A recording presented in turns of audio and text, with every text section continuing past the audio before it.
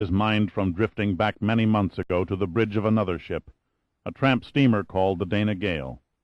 He remembered as though it was only an hour ago, seeing the same expression on Pitt's face just before the old rusty hulk cast off to find and destroy a mysterious seamount in the Pacific north of Hawaii. Abruptly he was pulled back to the reality of the present by a strong grip on his arm. "Get down," Pitt said urgently, "or the shock wave will blow you overboard. Be ready to join the contacts the instant I give the word." The bright yellow plane was banking now, circling around the ship, testing it for defenses. The drone of its noisy engine tore across the water, causing a vibration in Pitt's eardrums. He watched it through a pair of borrowed binoculars, smiling with satisfaction as he noted small round patches in the fabric of the wings and fuselage, a record of Giordino's hits with the carbine. Moving the glasses in a near vertical angle, he focused on the black wire that led upward, and all at once he felt a hope that began to amount to complete conviction. "Steady, steady," he said quietly. "I think he's going to nibble at the cheese." The cheese, Gunn thought wonderingly. He calls that damn balloon up there the cheese. Who would have ever thought that Pitt wanted a damn weather balloon when he asked whether the first attempt carried meteorological gear? Now the damn balloon floated up there in the damn sky with a 100-pound charge of explosives from the damn seismic lab tied to it. Gunn peered above the railing at the big silvery airborne ball and the lethal package dangling beneath it. The cable holding the captive balloon and the electrical wire attached to the explosives both stretched 800 feet high and 400 feet astern, a total distance of 4 football fields away. He shook his head. It was ironic that the explosive charge, normally utilized for producing underwater shock waves to analyze the bottom of the sea, would now be used to blow an airplane out of the sky. The roar of the plane's engine grew louder, and for one brief moment Pitt thought it was going to dive straight on at the ship. But then he realized that its angle of descent was too low. The pilot was lining the Albatross up for a pass at the balloon. He stood up for a better view, knowing he was a tempting and exposed target. The engine turned into a high-pitched snarl, and the gun sights aimed for the lazy gas bag, waiting above the sparkling water. There was no delay, no adjusting for range. The yellow wings glistened in the sun, obscuring the flashes from the 2 guns mounted on the cowling. The sound of the staccato bursts and the whine of the bullets signaled the beginning of the attack. The rubberized nylon skin of the helium-filled bag shuddered under the onslaught of the rapid gunfire. It sagged at first, then wrinkled like a prune and collapsed, flapping in loose folds toward the sea. The yellow Albatross swept over the dropping balloon, making a beeline for the first attempt. "Now!" Pitt yelled, hitting the deck.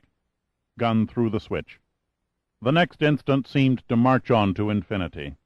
Then there was a gigantic blast which shook the ship from keel to mast. The early morning silence was shattered with a violent sound like the breaking of 1,000 windows by a tornado. And in the sky, a tower of dense smoke and flame swirled in a huge bursting mass of orange and black. The concussion from the explosion knocked the wind from Pitt and Gunn, squeezing internal organs against spines with the sudden punch of a battering ram.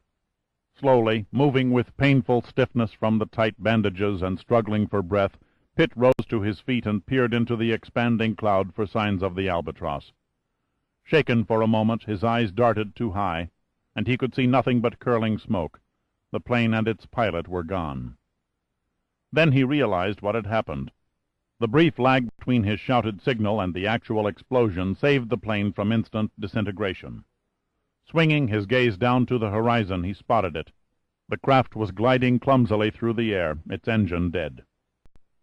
Pitt snatched at the binoculars and quickly sighted them on the Albatross. It was trailing smoke and fiery fragments in a meteoric trail. He watched in morbid fascination as one of the lower wings suddenly folded backward and fell away, causing the plane to tumble in a series of wild gyrations, like a piece of paper thrown from a high office building. Then it seemed to hang suspended for a moment before plunging into the sea, leaving a signature of smoke melting into the warm air. "It's down," said Pitt excitedly. "We've scored." Gunn was lying against the far bulkhead corner. He crawled across the deck and lifted his head dazedly. "How far and what heading?" "About 2 miles abaft the starboard beam," replied Pitt. He lowered the glasses and looked at Gunn's pale face. Are you all right?" Gunn nodded. "Just lost a little wind, that's all." Pitt smiled, but there was little humor in his eyes. He was smugly satisfied with himself, very pleased with the outcome of his plan. "Send the double-ender and some men out there to dive on the wreck. I'm anxious to find out what our ghost looks like." "Of course," said Gunn. "I'll personally lead the diving party, but only on one condition. You get your ass down to my cabin immediately. The doc hasn't finished with you yet." Pitt shrugged. "You're the captain." He turned back to the rail and looked again at the spot that marked the grave of the yellow albatross. He was still at the rail 10 minutes later when Gunn and 4 of the first attempt's crew loaded their diving gear on the double-ender whaler and cast off.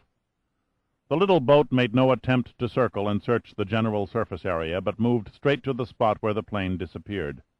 Pitt watched until he could see the divers drop into the sparkling blue water at intervals to converge together underwater at the final resting place of the wreck. "Come along, Major," said a voice at his elbow. He slowly turned and looked into the face of the bearded doctor. "It's no use chasing me, Doc. I won't marry you," Pitt said, a wide grin writing his face. The blue-eyed old ship surgeon did not grin back.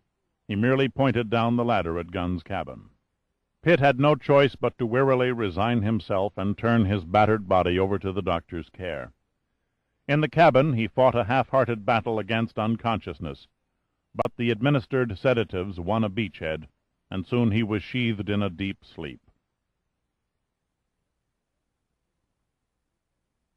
Chapter 9. Pitt stared at the gaunt and repulsive face that echoed his image from a small mirror, hanging in the cabin's head.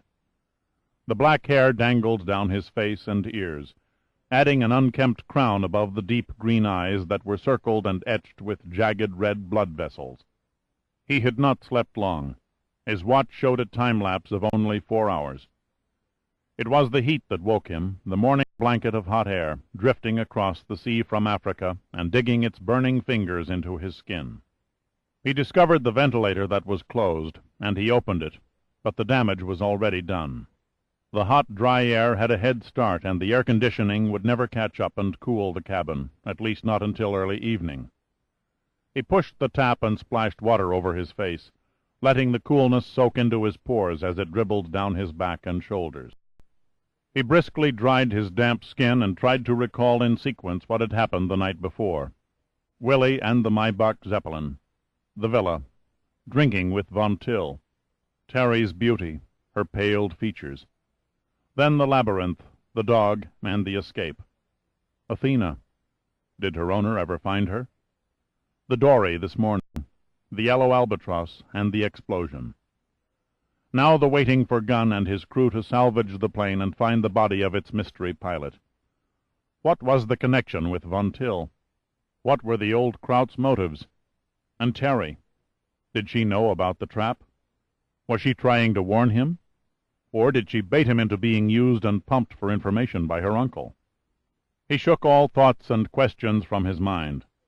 The bandages itched, and he fought the agonizing urge to scratch. God, it was hot. If only he had a nice cold drink.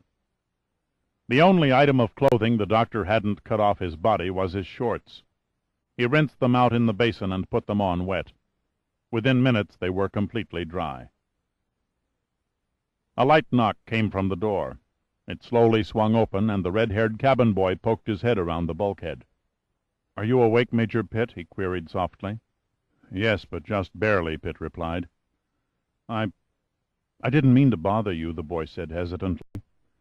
"The doc asked me to check on you every 15 minutes to make sure you were resting comfortably." Pitt threw a withering stare at the cabin boy. "Who the hell can rest comfortably in this furnace with the air conditioning turned off?" A lost, bewildered look crossed the young sunburned face. "Oh, my gosh, I'm sorry, sir. I thought Commander Gunn left it on." "What's done is done," Pitt said, shrugging. "How about something cold to drink?" "Would you like a bottle of Fix?" Pitt's eyes narrowed sharply. "A bottle of what?" "Fix. It's a Greek beer." "All right, if you say so." Pitt couldn't help but grin. "I've heard of taking a fix before, but never drinking one. I'll be right back, sir." The boy ducked around the bulkhead and closed the door. Suddenly it jerked open again, and the young boy's flaming hair reappeared. I'm sorry, Major, I almost forgot. Colonel Lewis and Captain Giordino are waiting to see you. The colonel wanted to bust right in and wake you, but the doc wouldn't hear of it. He even threatened to throw the colonel off the ship if he tried it." "All right, send them in," said Pitt with impatience. "Just hurry with the beer before I evaporate." Pitt lay back on the bunk and let the sweat roll down his body onto the rumpled sheets, sopping the areas that came in contact with his skin. His mind continued to turn, ransacking every detail of the past, assembling for the present, pushing ahead, and plotting future directions. Lewis and Giordino. They hadn't wasted any time in coming. If Giordino received an answer from Pneuma headquarters, it might help to supply one of the many missing pieces to the puzzle.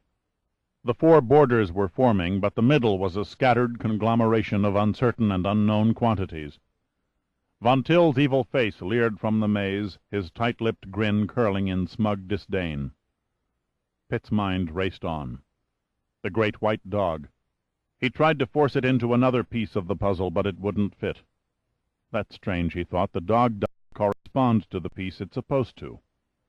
For some unfathomable reason, he couldn't force the animal between Von Till and Kurt Hybert. Suddenly, Lewis burst into the cabin with all the finesse of a sonic boom. His face was red and he was sweating. The tiny beads streamed down his nose and into his mustache, where they were absorbed like rain in a forest. "Well now, Major, aren't you sorry you passed up my invitation for dinner?" Pitt half smiled. "I admit there was a time or two last night when I regretted turning down your scallops." He pointed to the gauze and adhesive tape crisscrossing his chest. "But at least my other dinner engagement gave me a few memories that I can carry for a long, long time." Giordino stepped from behind Lewis' hulking form and waved a greeting to Pitt. "See what happens every time I let you go out and carouse on your own?" Pitt could see the wide grin on Giordino's face, but he also noticed a fraternal look of concern in his friend's eyes. "Next time, Al, I'll send you in my place." Giordino laughed. "Don't do me any favors if you're a living example of the morning after." Lewis parked his bulk heavily in a chair facing the bunk. "God, it's hot in here. Don't these damn floating museums carry air conditioning?" Pitt enjoyed a tinge of sadistic pleasure at Lewis' steaming discomfort. "Sorry, Colonel, the unit must be overtaxed. I have a beer coming that should help make the heat a bit more endurable." "Right now," Lewis snorted, "I'd even settle for a glass of Ganges River water." Giordino leaned over the bunk. "For Christ's sakes, Dirk, what mischief did you get yourself into after you left us last night? Gunn's radio message said something about a mad dog." "I'll tell you," said Pitt, "but first I need a couple of questions answered myself." He looked at Lewis. "Colonel, do you know Bruno Von Till?" "Do I know Von Till?" Lewis repeated. "Only slightly. I was introduced to him once and have seen him occasionally at parties given by the local dignitaries, but that's about all. From what I gather, he's something of a mystery." "Do you, by chance, know what his business is?" Pitt asked hopefully. "He owns a small fleet of ships." Lewis paused for a moment, closing his eyes in thought. Then they shot open, transmitting a look of sudden recollection. "Minerva. Yes, that's it. Minerva Lines, the name of the fleet." "I've never heard of it," Pitt murmured. "Small wonder," snorted Lewis. "Judging from the decrepit rust buckets I've seen smoking by Thasos, I doubt whether anyone else knows of its existence either." Pitt's eyes narrowed. "Von Till's ships cruise along the Thasos coastline?" Lewis nodded. "Yes, one passes every week or so. They're easy to spot. They all have a big yellow M painted on the smoke funnels." "Do they anchor offshore or dock at Laminas?" Lewis shook his head. "Neither. Every ship I've bothered to notice came from the south, circled the island, and reversed course south again." "Without stopping?" "They lie to for perhaps half an hour, no more, right off the point by the old ruins." Pitt raised up out of the bunk. He looked questioningly at Giordino, then Lewis. "That's odd." "Why?" asked Lewis, lighting a cigar. "Thasos is at least 500 miles north of the main Suez Canal shipping lanes," Pitt said slowly. "Why should Von Till send his ships on a 1,000-mile detour?" "I don't know," Giordino said impatiently, "and frankly, I could care even less. Why not stop this verbal screwing around and tell us about your nocturnal escapades? What has this Von Till character got to do with last night?" Pitt stood and stretched, wincing from the stiff soreness. His mouth had a sand and gravel taste. He could not recall when his throat had been so dry before. Where was that dumb kid with the beer? Pitt caught sight of Giordino's cigarettes, and he motioned for one. He lit it and inhaled, increasing the rotten taste in his mouth. He shrugged, smiling wryly. "Okay, I'll give it to you from beginning to end, but please feel free to stare at me like I'm crazy. I'll understand." In the heat-tortured cabin, the steel walls almost too hot to touch, Pitt told his story. He held nothing back, not even a thin belief that Terry had somehow betrayed him to Von Till. Lewis nodded thoughtfully on occasion, but made no comment. His mind seemed to linger elsewhere, returning only when Pitt graphically described an event. Giordino paced the small cubicle unhurriedly, leaning slightly against the slow rolling of the ship. When Pitt finished, no one spoke. 10 seconds passed, 20, then 30. The atmosphere had turned humid from perspiration and rapidly became stale from cigar and cigarette smoke. "I know," Pitt said a little tiredly. "It sounds like a fairy tale and makes very little sense, but that's exactly the way it happened. I left nothing out." "Daniel in the lion's den," Lewis said flatly, without inflection. "I admit what you've told us seems far-fetched, but the facts have a strange way of bearing you out." He pulled a handkerchief from a hip pocket and dabbed it across his forehead. "You were correct in predicting that the antique plane would attack this ship, and you even knew when." Von Till supplied me with a hint. The rest was conjecture. "I can't figure the weird setup," said Giordino. "Using an old biplane to shoot up the sea and landscape merely to get rid of the first attempt seems overly complicated." "Not really," said Pitt. It soon became obvious to Von Till that his sabotage attempts on the scientific operations of Numa's expedition were not succeeding according to plan. "What crossed him up?" Giordino inquired. "Gun was stubborn," Pitt grinned evenly. "In spite of what he thought were accidents and setbacks due to natural causes, he refused to weigh anchor and give up." "Good for him," Lewis grunted, and cleared his throat to speak, but Pitt went on unruffled. Von Till had to find another direction. Using the old aircraft was a stroke of genius. If he had sent a modern jet fighter to attack Brady Field, all hell would have broken out in the form of an international crisis. The Greek government, the Russians, the Arabs, all would have become involved, and this whole island would have been teeming with military personnel on emergency alert. No, Von Till was smart. The antique Albatross caused our government some embarrassment and cost the Air Force a few $1,000,000, but spared everyone a diplomatic mess and an armed conflict. "Very interesting, Major." Lewis' voice was flat, skeptical. "Very interesting, and most instructional. But would you mind answering a question that's been nagging the back of my mind?" "What is it, sir?" It was the first time Pitt had addressed Lewis as sir, and he found it strangely distasteful. "Just what are these sea-going eggheads looking for that brought this rotten business down around our heads?" "A fish," Pitt replied, grinning. Lewis' eyes widened, and he almost dropped his cigar on his huge lap. "A what?" "A fish," Pitt repeated. "It's nicknamed Teaser, a rare species reported to be a living fossil. Gunn assures me that landing one would be the greatest scientific achievement of the decade." Pitt supposed wryly that he was overdoing it a bit, but he was irritated by Lewis' blundering pompousness. Lewis' face was not pleasant as he rose trembling from his chair. "You mean to say that I have $15 million worth of wrecked aircraft scattered over a base under my personal command, my military career all but ruined, and all because of a goddamned fish?" Pitt tried his best to look serious. "Yes, Colonel, I guess you might say that." A saddened look of absolute defeat gripped Lewis' features as he shook his head from side to side. My God, it's not fair, it's just not—" He was interrupted by a knock on the metal door. The cabin boy entered, carrying a tray containing 3 brown bottles. "Keep them coming," Pitt ordered, "and keep them cold." "Yes, sir," the boy mumbled. He set the tray down on the desk and hurried from the cabin. Giordino passed Lewis a beer. "Here, Colonel, drink up and forget the damage to Brady. The taxpayers will absorb the cost anyway." "In the meantime, I'll probably suffer a coronary," Lewis said gloomily. He sat back down in the chair, collapsing like a leaky inner tube. Pitt held up the ice-frosted bottle and rolled its cold surface across his forehead. The red and silver label was stuck on crooked.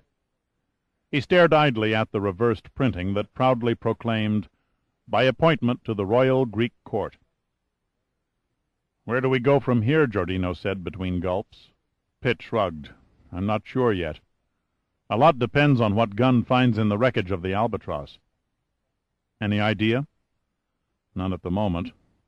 Giordino mashed his cigarette into an ashtray. "If nothing else, I'd say we're well ahead of the game, especially compared to this time yesterday. Thanks to you, our ghost from World War I is kaput, and we have a pretty good lead on the instigator behind the attacks.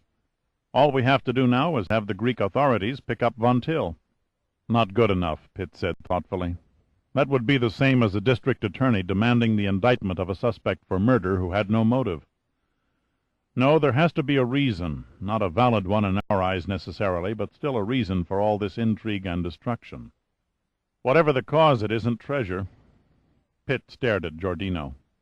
"I'd forgotten to ask. Did Admiral Sandecker send a reply to your message?" Giordino dropped an emptied bottle in a wastebasket. "It came through this morning, just before the Colonel and I left Brady Field for the first attempt." He paused, gazing up at a fly walking across the ceiling. Then he belched. "Well?" Pitt grunted impatiently. "The Admiral had a crew of 10 men pour through the National Archives on a crash research program. When they were finished, they all agreed on the same conclusion. There is no recorded document anywhere that indicates shipwrecked treasure near the Thasos coastline." "Cargoes? Could any of the recorded wrecked vessels have carried valuable cargo?" "Nothing worth mentioning." Giordino pulled a slip of paper from his breast pocket. "The Admiral's secretary dictated over the radio the names of all the ships that were lost on or around Thasos in the last 200 years. The list isn't impressive." Pitt wiped the salty sting of sweat from his eyes. "Let's have a sample." Giordino set the list on his knees and began reading aloud in a rapid monotone. "Mistral, French frigate, sunk 1753. Clara G, British coal collier, sunk 1856. Admiral de Fosse, French ironclad, sunk 1872. Scylla, Italian brig, sunk 1876. Daphne, British gunboat—" "Skip to 1915, Pitt interrupted. HMS Forcher, British cruiser, sunk by German shore batteries on the mainland, 1915. Von Schroeder, German destroyer, sunk by British warship, 1916. U-19, German submarine, sunk by British aircraft, 1918. "No need to continue," Pitt said, yawning. "Most of the lost wrecks on your list were warships. The chances are slim that one of them might have carried a king's ransom in gold." Giordino nodded. "As the boys in Washington said, no recorded documents of sunken treasure." The talk over treasure brought an alert gleam in Louis' eyes. "What about ancient Greek or Roman vessels? Most records wouldn't go back that far." "That's true," said Giordino. "But, as Dirk previously pointed out, Thasos is a long way off the beaten shipping paths. The same holds true for the trade routes of antiquity." "But if there is a fortune under our feet," Louis persisted, "and Von Till found it, he'd most certainly keep it a secret." "There's no law against finding sunken treasure." Giordino exhaled 2 streams of smoke through his nose. "Why bother to hide it?" "Greed," said Pitt. "Insane greed. Wanting 100%, refusing to share with others, or having to pay the government under which the riches were found any taxes or assessments." "Considering the huge cut most governments demand," Louis said angrily, "I can't say as I'd blame Von Till for keeping the discovery a secret." The cabin boy came and went, leaving 3 more bottles of beer. Giordino downed his with one tilt of the head and then dropped the empty bottle beside its mate in the wastebasket. "This whole game is like a bad deal," he complained. "I don't like it." "I don't like it either," Pitt said quietly. "Every logical avenue winds up in a cul-de-sac. Even this talk about treasure is meaningless. I tried to bait Von Till into admitting he was after treasure, but the wily old bastard offered no indication of interest. He's trying to hide something, but it's not sunken gold bullion or lost diamonds." He broke off and pointed out a porthole across the sea where Thasos slept under the rising heat waves. "The solution lies elsewhere, either near the island or on it, or maybe both. We'll soon know more when Gunn raises the Albatross and its occupant." Giordino, both hands clasped behind his head, leaned his chair back on two legs. By all rights, we could leave now and be back in Washington this time tomorrow. Since the mysterious renegade plane is destroyed, and we know who instigated the accidents on board the first attempt, things should settle back to normal. I see no reason why we can't pack up and head for home." He threw Lewis an indifferent look. "I'm certain the Colonel can handle any further emergencies that might crop up on Brady Field." "You can't leave now." Lewis was sweating heavily, his breath in gasps, barely controlling his temper. "I'll contact Admiral Sandecker and have—" "Don't worry, Colonel," Gunn interrupted from the doorway. He had pushed the cabin door open silently and now stood leaning against the bulkhead. "Major Pitt and Captain Giordino won't be leaving Thasos just yet." Pitt looked up quickly, expectantly. There was no elated expression on Gunn's face. It merely reflected a mixture of blank nothingness and dejection. It was the face of a man who ceased to care. The small bone structure showed through the shoulders, drooped from exhaustion, and the skin glistened with drops of salt water that clung to the body hair in tiny droplets. He wore nothing but the ever-present horn-rimmed glasses and a European-style black bikini that did little to enhance the slender frame it covered. 4 straight hours of diving had left Gunn exhausted, every bone, every muscle begging for relief. "Sorry, sir," Gunn mumbled softly. "Bad news, I'm afraid." "For God's sake, Rudy," Pitt asked, "what is it? Weren't you able to raise the plane and recover the pilot's body?" Gunn shrugged his thin shoulders. "Neither." "As bad as that?" Pitt queried, voice and face deadly serious. "Worse," Gunn replied grimly. "Let's have it." For almost 30 seconds Gunn remained silent. The others in the cabin could hear the faint creaking noises of the ship, rolling in the gentle swells of the Mediterranean, and see the tightening of Gunn's mouth. "Believe me, we tried," Gunn said wearily. "We used every underwater search trick in the book, but we couldn't locate the wreck." He gestured helplessly with his hands. "It was gone, vanished, God knows where." Chapter 10. The Thasians were great lovers of the theatre, considering it a vital part of their education, and everyone, including the town beggar, was encouraged to come. In the ancient city of Thasos, during the premieres of new dramas from the mainland, all shops were closed, all business ceased, and prisoners were released from jail. Even the city's whores, barred from most public events, were allowed to practice their trade in the shrubbery by the theatre gateways without fear of legal harassment. The swarthy Greek National Tourist Organization guide paused in his spiel, curling his lip in a pleased grin at the horrified expressions on the faces of the female tourists. It was always the same, he thought.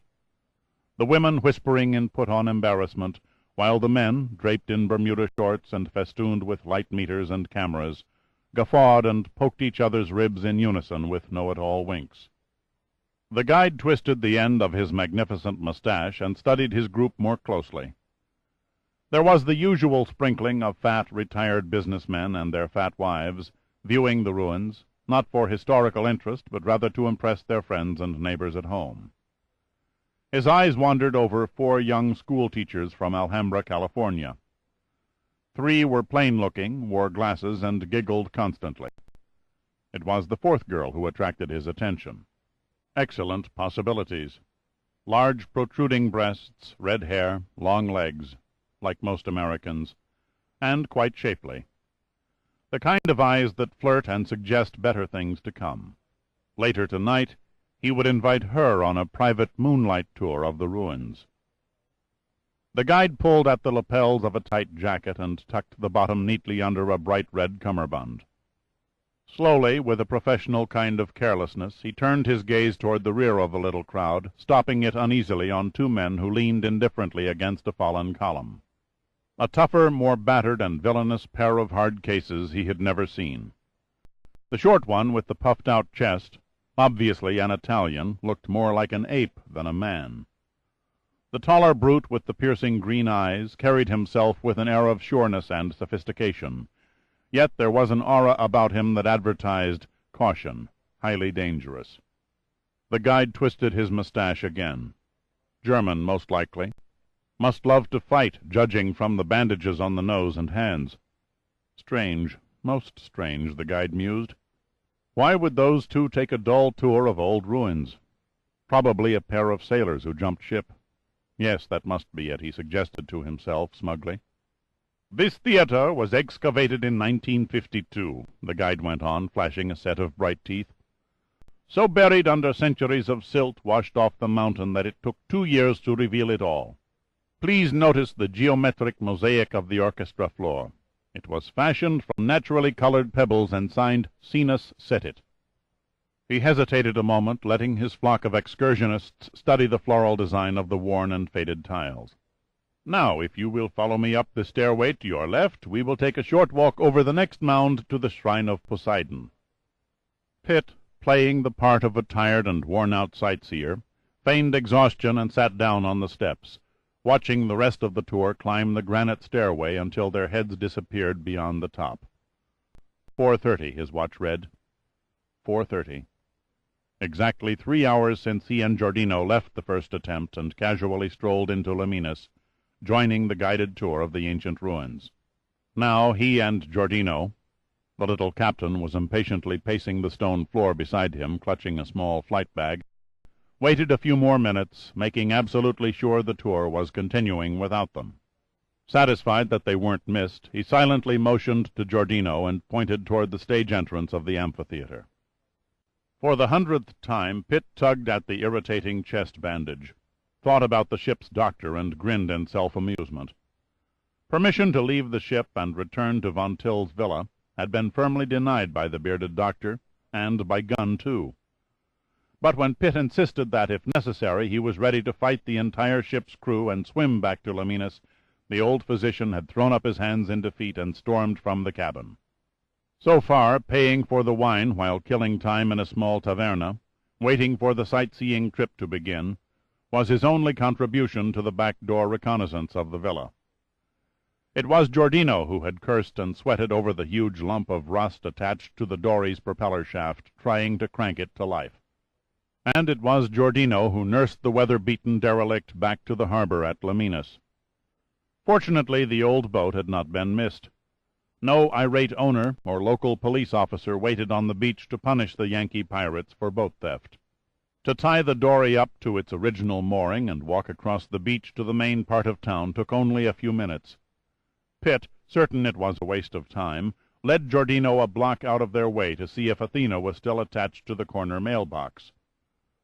The donkey was gone, but immediately across the narrow street, over a neat little white plastered office building, a sign, lettered in English, advertised the Greek National Tourist Organization. The rest was simple. Joining a tour, whose itinerary included the amphitheater, and mingling with a group of sightseers, offered the perfect cover for reaching the labyrinth and gaining entrance to Von Till's retreat without detection. Giordino rubbed a sleeve across his damp brow.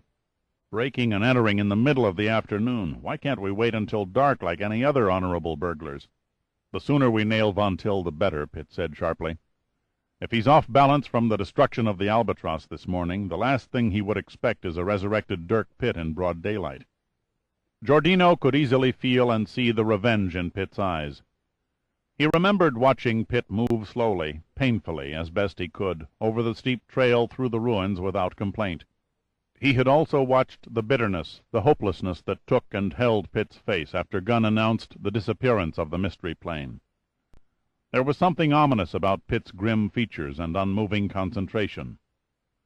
Giordino wondered dimly whether Pitt was driving himself with a sense of duty, or with an insane compulsion for retaliation.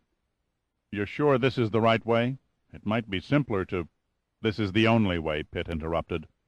The Albatross wasn't eaten by a whale, yet it vanished without leaving a stray nut or bolt.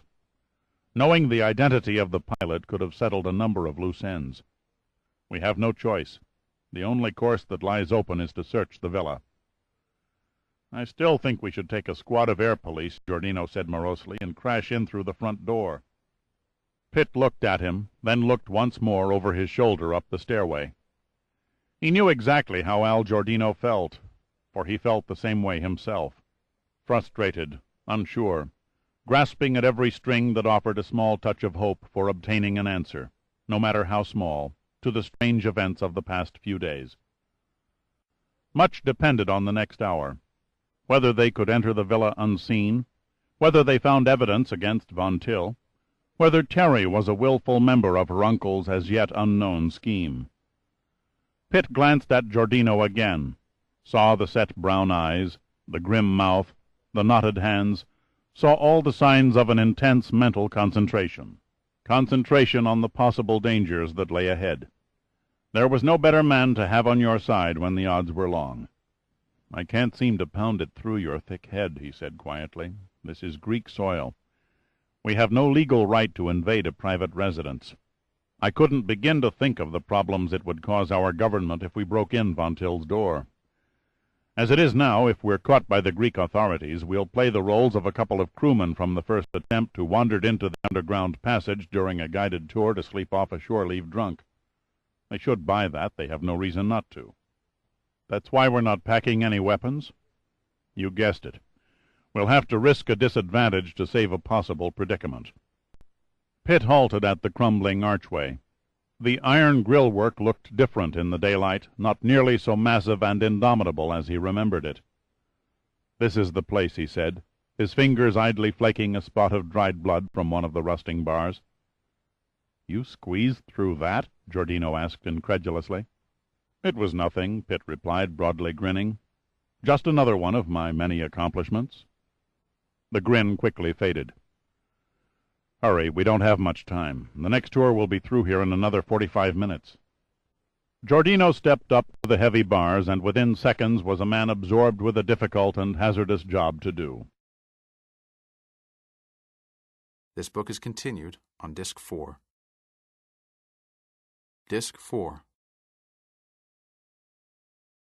Giordino stepped up to the heavy bars, and within seconds was a man absorbed with a difficult and hazardous job to do. He opened the flight bag and carefully removed the contents, laying them out in order on an old towel. Quickly he fitted 2 small charges of TNT around a single bar, spacing them 20 inches apart, inserted the primer, and heavily wrapped each charge under several layers of metal plumber's tape. Next he spun strands of heavy wire around the bulbous bands, and then covered the wire with more layers of thick adhesive tape. A final look at the charges, embedded in the thick wrappings like cocoons, and he connected the wires to the detonator. Obviously pleased with his handiwork, the entire operation had taken less than 6 minutes from start to finish, he motioned Pitt toward the safety of a wide block retaining wall. Slowly Giordino followed, walking backward, playing out wires leading from the detonator to the charges. At the wall, Pitt grasped him on the arm to draw his attention. "How far will the explosion be heard?" "If I did it right," Giordino replied, "it shouldn't sound any louder than a pop gun to someone standing 100 feet away." Pitt stood on the lower base of the wall and hurriedly scanned a 360-degree circle of landscape. Seeing no sign of human activity, he nodded, grinning at Giordino. "I hope dropping in uninvited through the service entrance isn't beneath your dignity." "We Giordinos are pretty broad-minded," he said, returning Pitt's grin. "Shall we?" "If you insist."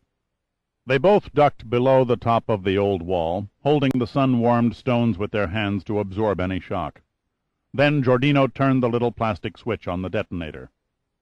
Even at the short distance of 10 or 15 feet, the sound of the explosion was nothing more than a mere thump. No shock wave trembled the ground, no black cloud of smoke or shooting flame belched from the archway, no deafening blast rattled their eardrums, only a small, undefinable thump. Swiftly, in a silence bred of expectancy, they leapt to their feet and rushed back to the iron gate. The 2 balls of tape were torn and smoldering, smelling like the burned-out pungent odor of frizzled firecrackers. A tiny curl of smoke wound in a snake-like trail between the grill and disappeared into the damp darkness of the interior passage. The bar was still in place. Pitt looked questioningly at Giordino. "Not enough punch?" "It was ample," Giordino said confidently. "The charges were the right size to do the job. Please observe." He gave the bar a vigorous kick with his heel. It remained solid, unyielding. He kicked it again, this time harder, his mouth tight from a jolting pain in his heel and sole. The top end of the bar broke loose, bending its jagged and torn tip inward until it lay on a horizontal plane. A tense smile creased Giordino's mouth, and his teeth slowly spread into view. "And now for my next trick?" "Never mind," Pitt snapped brusquely. "Let's get the hell going. We've got to get to the villa and back in time to join the next tour." "How long will it take to get there?" Pitt was already climbing through the opening in the gate. "Last night it took me 8 hours to get out. We can get in 8 minutes." "How, you got a map?" "Something even better," Pitt said quietly, almost grimly, pointing at the flight bag. "Pass me the light." Giordino reached into the bag, pulled out a large yellow light, nearly 6 inches in diameter, and passed it through the opening. "It's big enough. What is it?" "Allen Dive Bright. Aluminum casing is waterproof to a 900-foot depth. We're not going diving, but it's rugged and throws out a long, narrow beam backed by 108,000 candle power. That's why I borrowed it from the ship." Giordino said no more, merely shrugged and slipped between the bars, following Pitt into the passage. "Hold on a second till I remove the evidence." Giordino's stubby hands nimbly unwound the shredded wrappings. A pile of old fallen stones covered the smoldering remains, before he turned to face Pitt, squinting his eyes until they became accustomed to the dim light. Pitt played his light into the darkness. "Look there on the ground. See why I don't need the services of a detailed map?" The powerful beam spotlighted a broken trail of dried and caked blood, leading down the steep, uneven stairway. In a few places the red stains lay in scattered clusters, separated by occasional tiny round specks. Pitt descended the steps shivering, not so much from the sight of his old and discarded blood, but from the sudden change in temperature from the outside afternoon heat to the damp chill of the musty labyrinth. At the bottom he took off at a half-trot, the swaying light in his hand casting a series of bouncing shadows that leaped from the crack-lined ceiling to the rough-hewn rock floor. The loneliness and the fear that gripped him the night before was not present. Giordino, that indestructible sawed-off package of muscle, a trusted friend for many years, was beside him now. Damned if anyone or any barrier would stop him this time, he thought doggedly. Passage after passage, like gaping mouths in the shadows, slipped by. Pitt kept his eyes trained on the ground, analyzing the dark red spots. At the honeycombed intersections he paused briefly, studying the trail. If the blood led up a tunnel and then returned, it meant a dead end. Wherever the course indicated a single line, he pursued it. His body was aching and his vision was hazy at the outer edges. A bad sign. He was bone-tired and felt it to the deadening tips of every nerve ending. Pitt stumbled and would have gone down, but Giordino grabbed his arm in a wrench-like grip, holding him erect. "Take it easy, Dirk," Giordino said firmly, his voice followed by a faint echo. "No sense in overdoing it. You're not in condition to play all-American hero." "It's not far," Pitt said heavily. "The dog should lie around the next couple of bends." But the dog was gone. Only the hardened blood pools remained where the great white animal had thrashed out the final moments of life. Pitt stared mutely at the huge stains. The dank odor of blood permeated the passageway, adding to but not quite overcoming the musty atmosphere. He vividly recreated the attack in his mind. The dog's gleaming eyes, the leap in the dark, the knife sinking into warm flesh, and the agonized animal howl. "Keep going," Pitt said grimly, all weariness forgotten. "The entrance is only another 80 feet." They plunged on amid the black depths of the mountain. Pitt didn't bother to watch the blood trail. He knew where he was to the inch. He so thoroughly recalled the feel of the walls and floor that he would have been completely confident of finding the door at a dead run without the flashlight and in absolute darkness.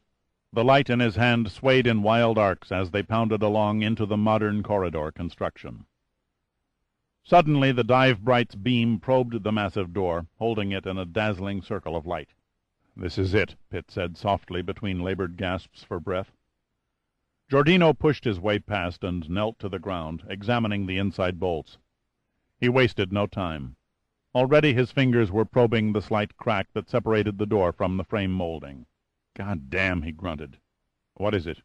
"Big sliding latch on the outside. I don't have the equipment to jimmy it from this side." "Try the hinges," Pitt murmured. He aimed the light toward the opposite side of the door.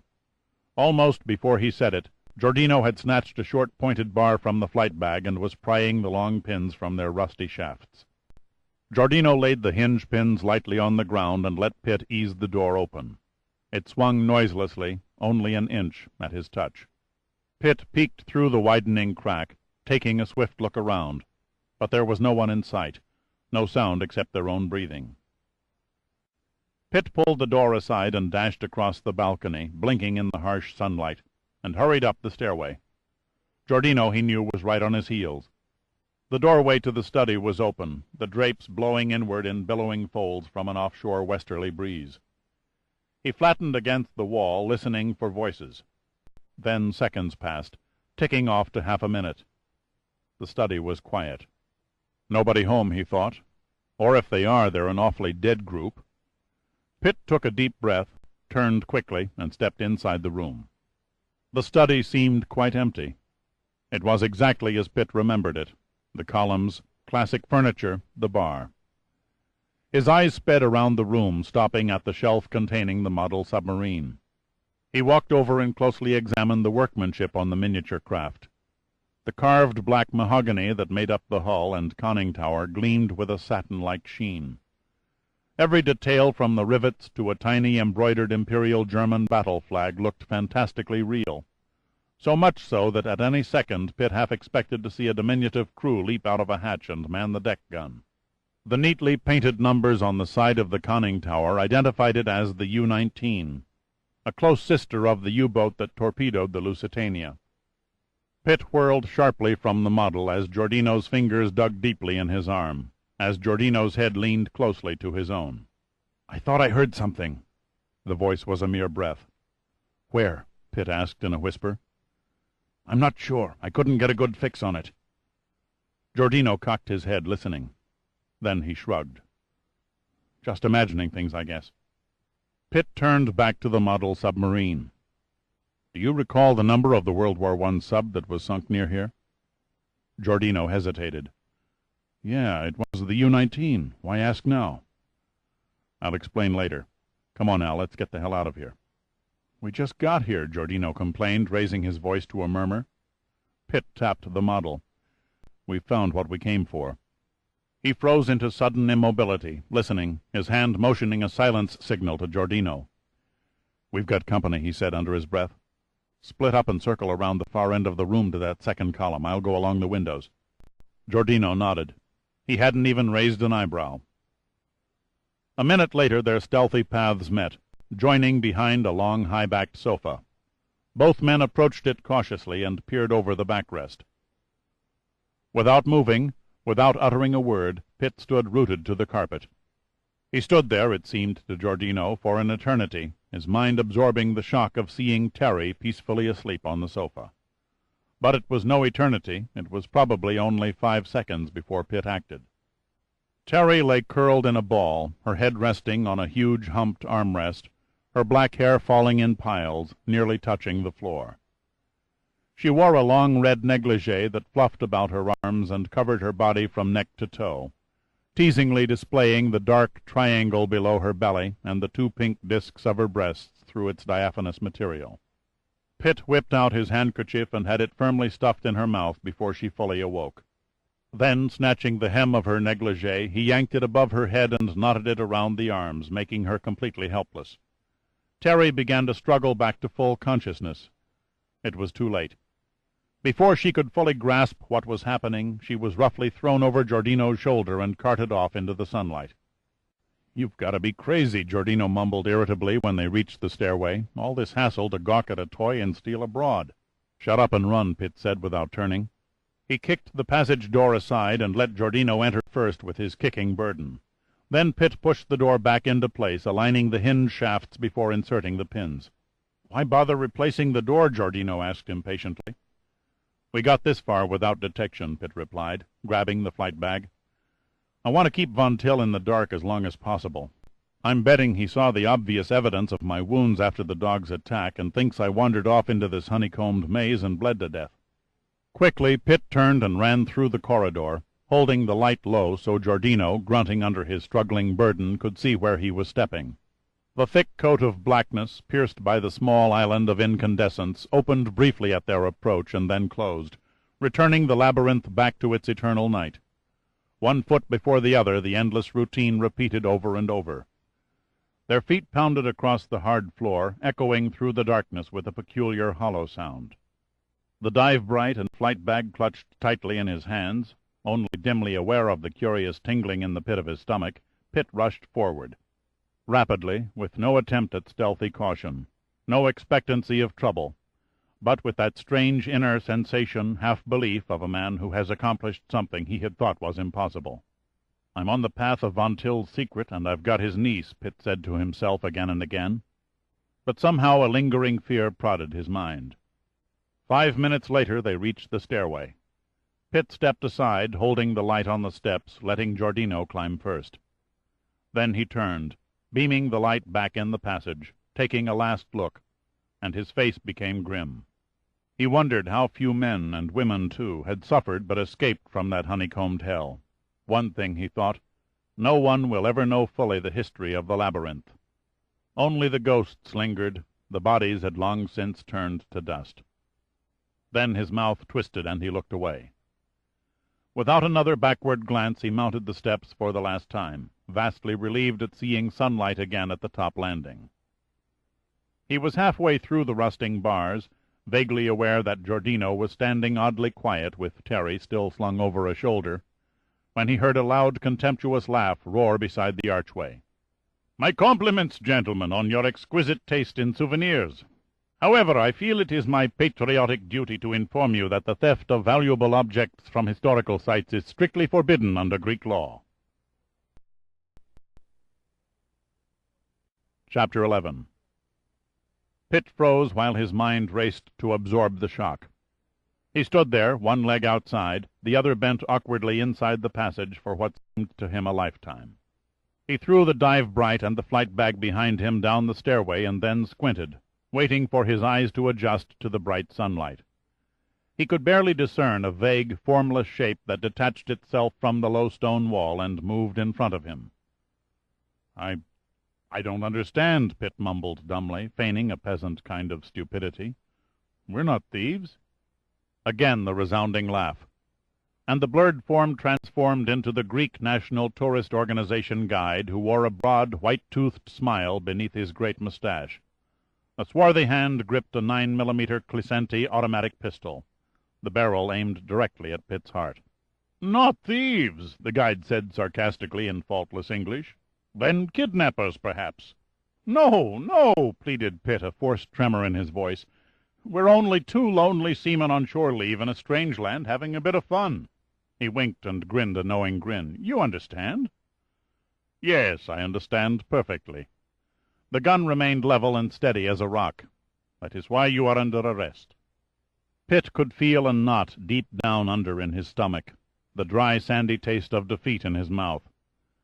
God, this was a worse setback than he had feared. It could be the end of everything, trial and then expulsion from the country. He kept the stupid, insipid expression on his face. Then he stepped forward from the gate, making an imploring gesture with his hands. "You must believe me. We haven't kidnapped anybody. Look," he said, pointing to Terry's upended and naked bottom. "This woman is nothing but a village whore we found wallowing in a pigsty of a taverna. She told us to take the tour of the ruins, promising to meet us at the amphitheater." The guide looked amused. He reached out with his free hand and fingered the material of Terry's negligee, then ran his fingertips lightly over her smooth, rounded mounds, triggering a spasm of thrashing legs and feet. "Tell me," he said slowly, "how much did she charge?"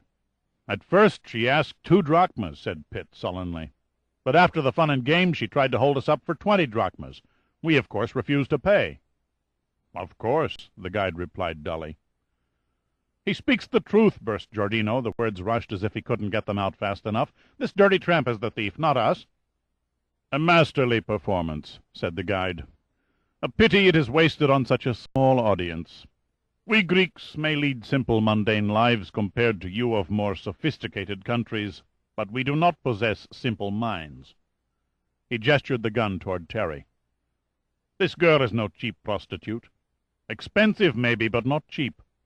Her skin also makes you out a liar. It's far too white. Our island girls are famous for their rich, dark texture and full hips. Hers are much too narrow." Pitt said nothing. He watched the guide carefully, waiting for an opening. Any movement on his part, he knew, would trigger Giordino into instantaneous action. The Greek looked a dangerous man, cunning and alert, but there was no hint of sadistic antagonism that Pitt could see in the dark, sun-wrinkled features. The guide beckoned to Giordino. "Release the girl. Let us have a look at her other end." Giordino, without taking his eyes off Pitt, slowly dropped Terry, letting her slide down his shoulder to the ground. She stood drunkenly for a moment, unsure of her balance, arms upraised in their trapped position, and swaying like a giant tulip in the wind until Giordino untied the knotted negligee above her head. As soon as she was free, Terry tore the gag from her mouth and stared at Giordino with white-hot hatred in her eyes. "You bloody rotten bastard!" she screamed. "What's the meaning of this?" "It wasn't my idea, sweetheart," said Giordino, his eyebrows arching slyly. "Talk to your friend over there." He jerked his thumb towards Pitt. Her head spun in Pitt's direction, and she opened her mouth to say something, but choked off the words with a gasp. The big hazel eyes reflected astonishment for an instant. Then they changed with blinking speed to icy coldness, then to a glowing twinkle of warmth. She threw her arms about Pitt and kissed him fervently. Too fervently, he thought, under the circumstances. "Dirk, it really is you," she sobbed. "Back there in the darkness, your voice... I couldn't be sure. I thought I'd never see you again." "It seems," he said, grinning, "our meetings are a never-ending, constant source of surprise." "Uncle Bruno said you wouldn't call me, ever." "Don't believe all you hear from an uncle." Terry discovered the bandage on his nose and gently touched it. "You've been hurt." Her voice held a blend of concern and distress. "Did Uncle Bruno do that? Did he threaten you?" "No, I was climbing some stairs and tripped and fell," he said, slightly distorting the truth. "That's all there was to it." "What is this all about?" the guide asked in exasperation. His gun hand was beginning to droop. "Will the young lady please be so kind as to tell her name?" "I am the niece of Bruno von Till," she said testily, "and I don't see how that concerns you." There was a sharp exclamation from the Greek, and he took a couple of steps forward, studying Terry's face closely. For almost half a minute he stared at her, then slowly, with deliberate ease, raised the gun level again, still pointing at Pitt. Once, twice he tugged at his mustache, nodding in thoughtful perplexity. "You may speak the truth," he said quietly. "Then again you may be lying to protect these two unpleasant-looking scum." "Your ridiculous insinuations are of no importance to me."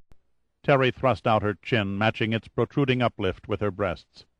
"I demand you put down that hideous gun and leave us alone. My uncle has great influence with the island authorities. One word from him and you'll find yourself rotting your miserable life away in a mainland prison." "I am well aware of Bruno von Till's influence," the guide said indifferently. "Unfortunately, it makes little impression on me. The final decision concerning your arrest or release rests entirely with my superior in Panagia, Inspector Zakynthos. He will wish to see you. Any lies to him and your immediate futures shall be very lamentable indeed. If you will all please step behind the wall, you will find a pathway leading approximately 200 yards to a waiting car." He swung the gun from Pitt to Terry.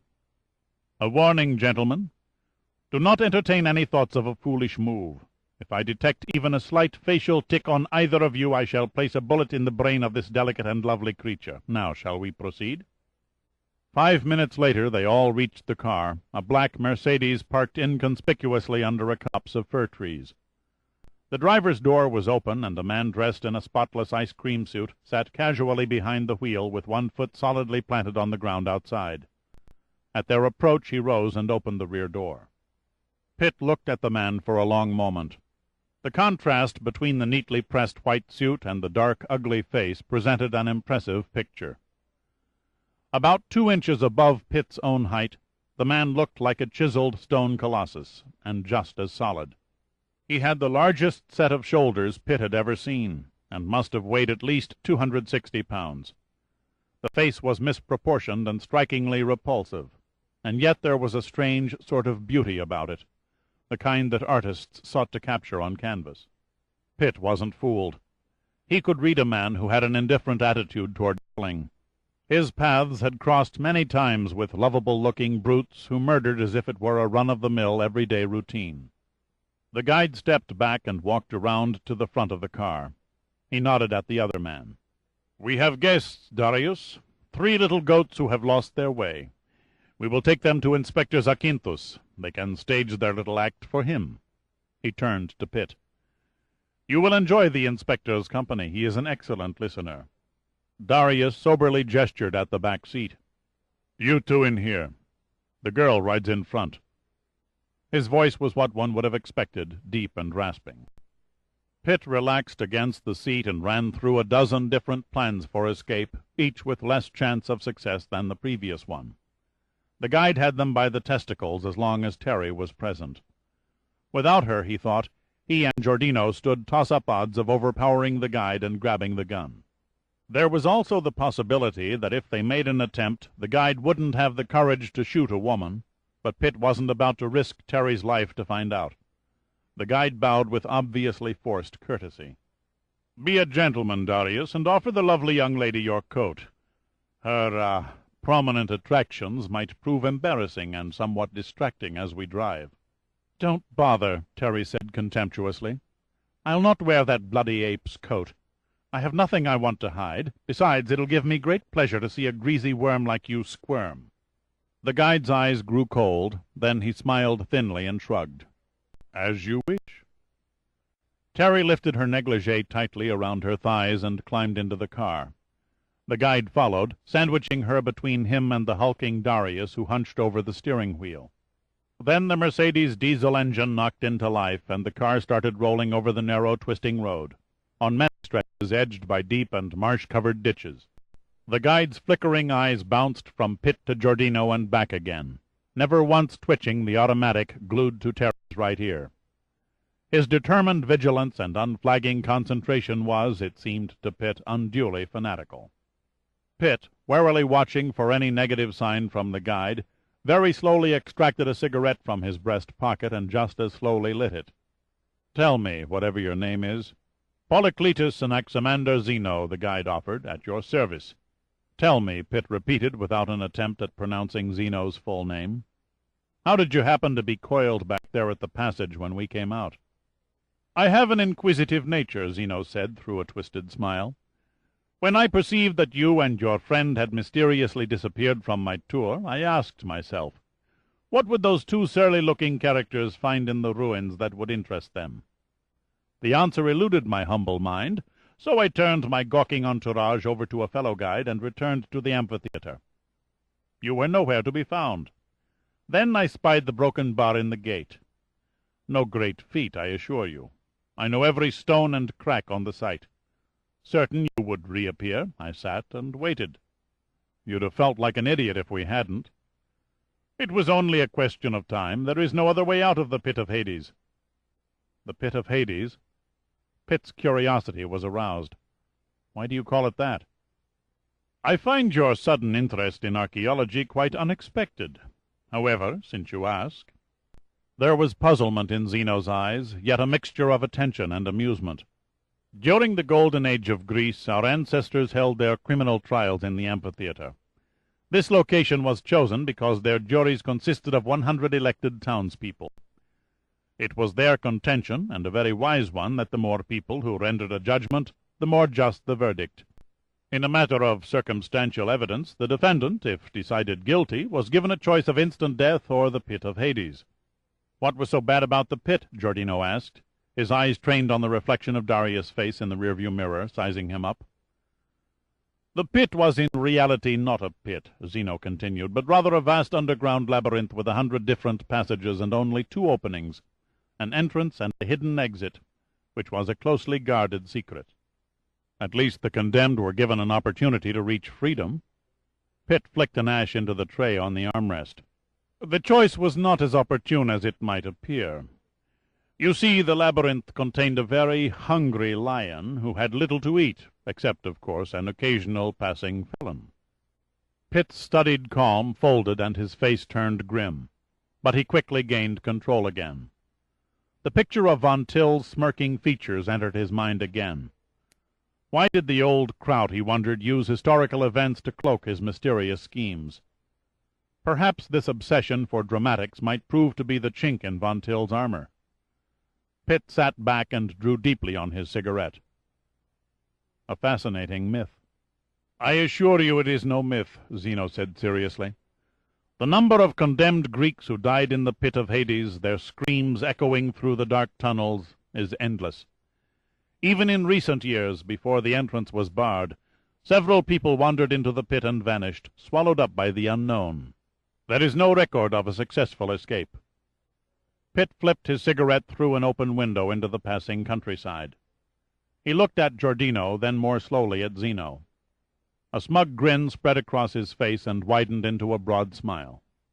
Zeno stared at Pitt speculatively.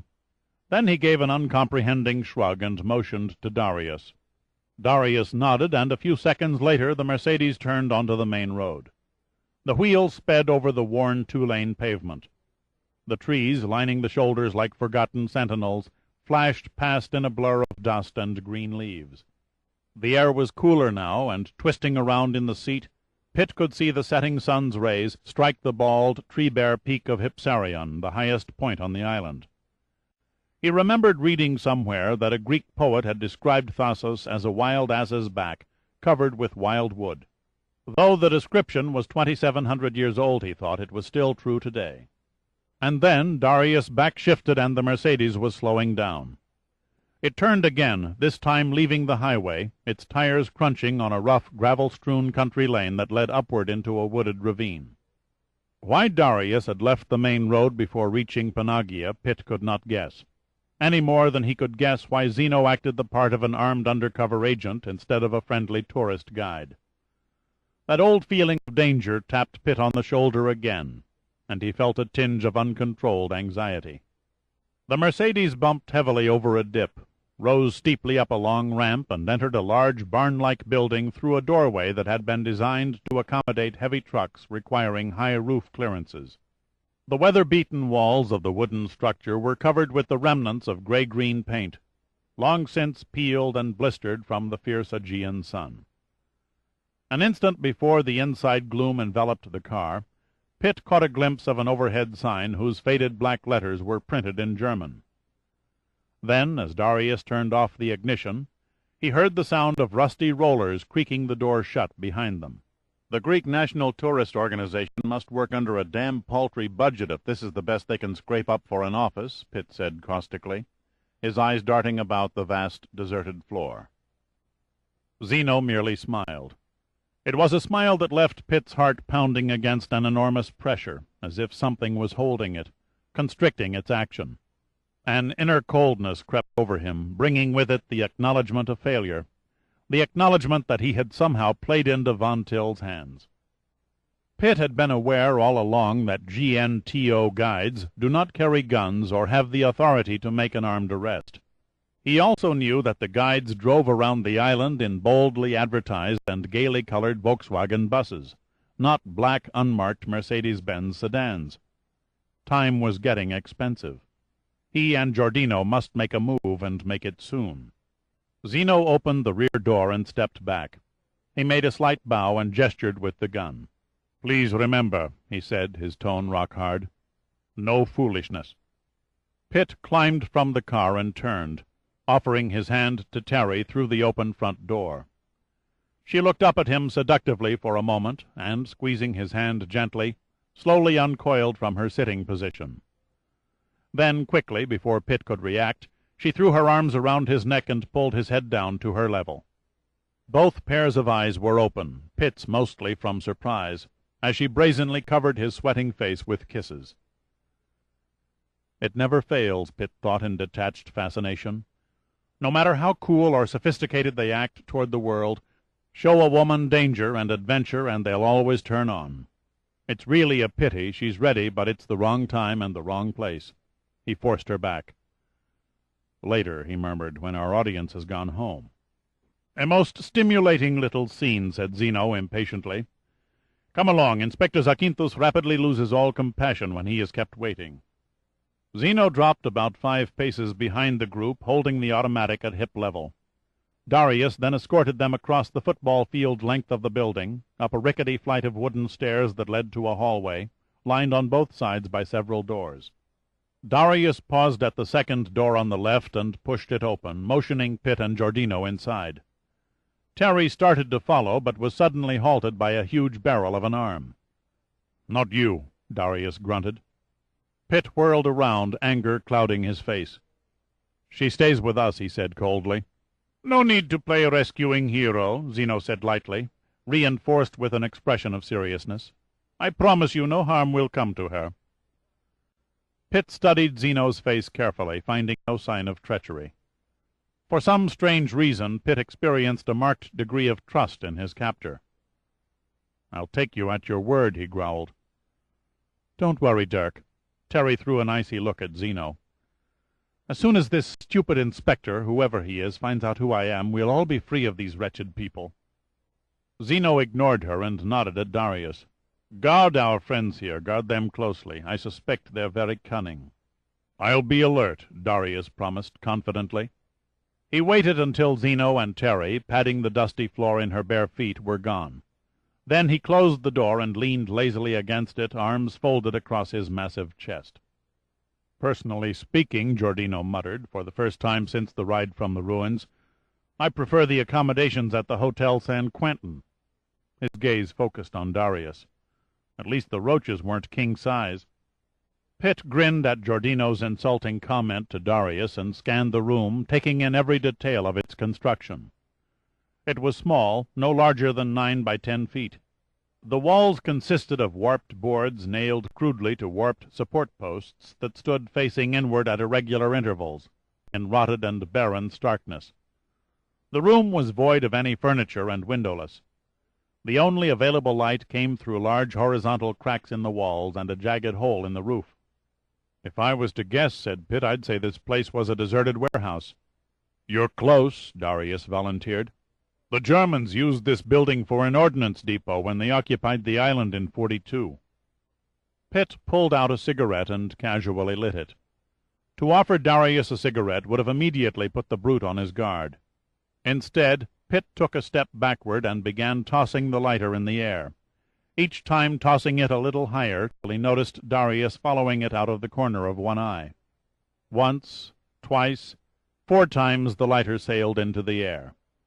On the 5th toss it fell through Pitt's fingers and clattered on the floor. He shrugged stupidly and bent down, picking it up. Pitt charged Darius harder than he had ever charged any halfback, any quarterback in his Air Force Academy days.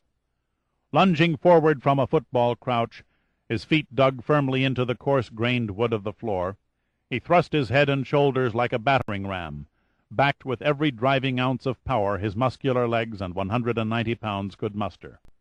At the instant before impact, he drove upward, catching Darius in the unprotected stomach just above the belt line. It was like running at full speed into a brick wall, and Pitt gasped at the shock.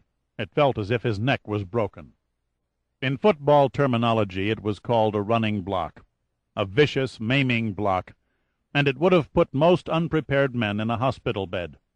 All others it would have left on the ground in momentary stunned helplessness. All others, that is, except Darius. The giant merely grunted, doubled over slightly from the force of the blow, and grabbed Pitt by the biceps, lifting him off the floor. Pitt went numb. The shock and the pain that erupted from his arms and neck gave way to utter surprise that any man could not only take such a charge and remain standing, but shake it off like a love tap. Darius pushed him against the wall, slowly bending Pitt's body like a vertical pretzel around an upright support post. The pain really began to come now. Pitt clenched his teeth and stared into Darius's expressionless face only a few inches away. His spine felt as if it would snap at any second. His vision began to fade. Darius just stood there, eyes gleaming, and increased the pressure.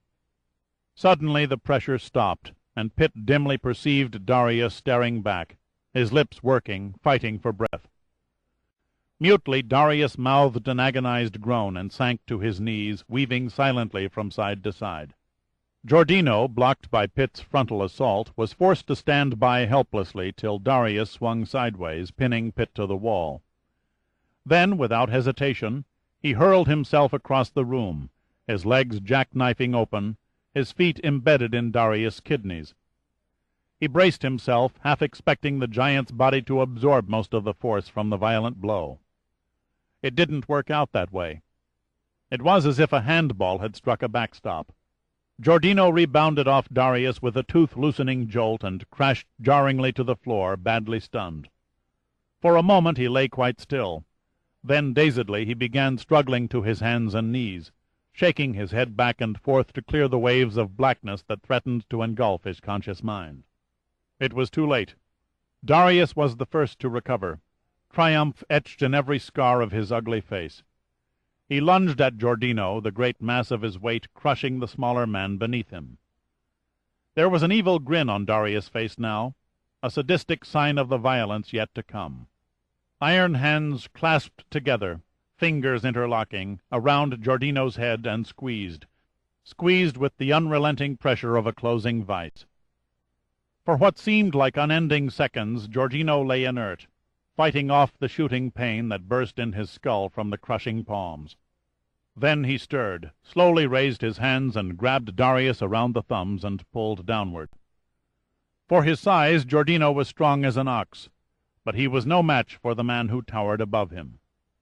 Darius, seemingly oblivious to the bone-twisting pull, hunched his shoulders and exerted an even greater effort. Pitt was still on his feet, but just barely. His back was a spreading sea of pain that flowed to every part of his body. Numbly he stared at the murderous scene on the floor. "Move, you stupid bastard," he screamed to himself. "Move fast." He clutched the wall with both hands, preparing to launch himself at Darius. Something gave behind him, and he swung around, new hope ablaze in his eyes.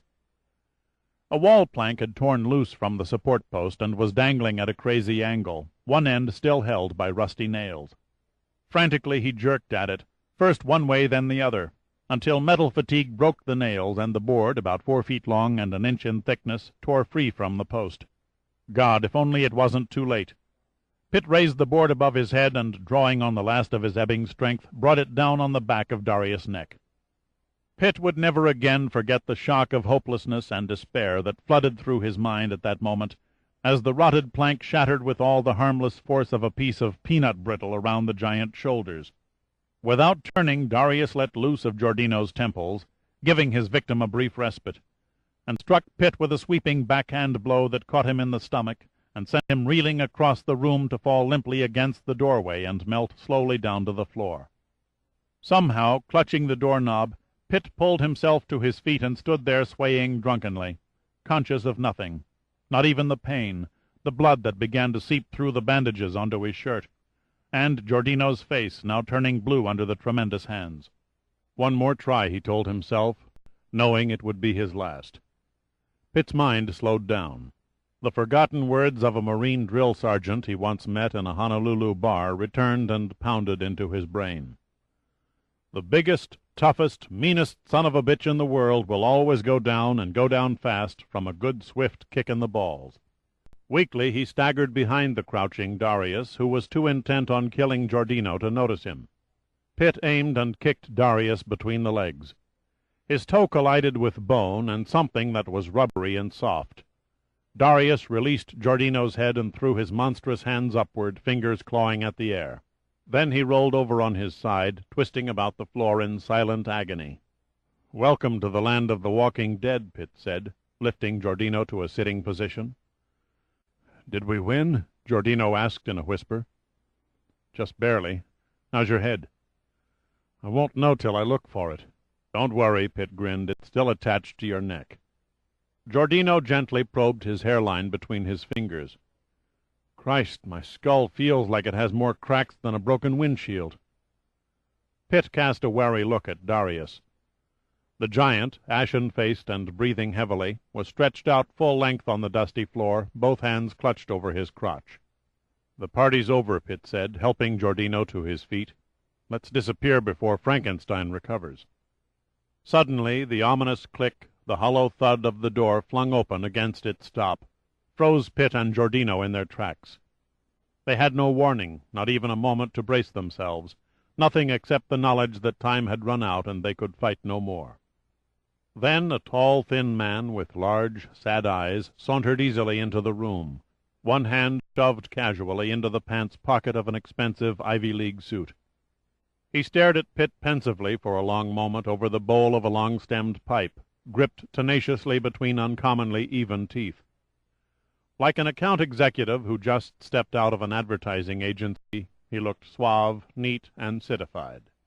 His free hand, in a practiced gesture, reached up and removed the pipe.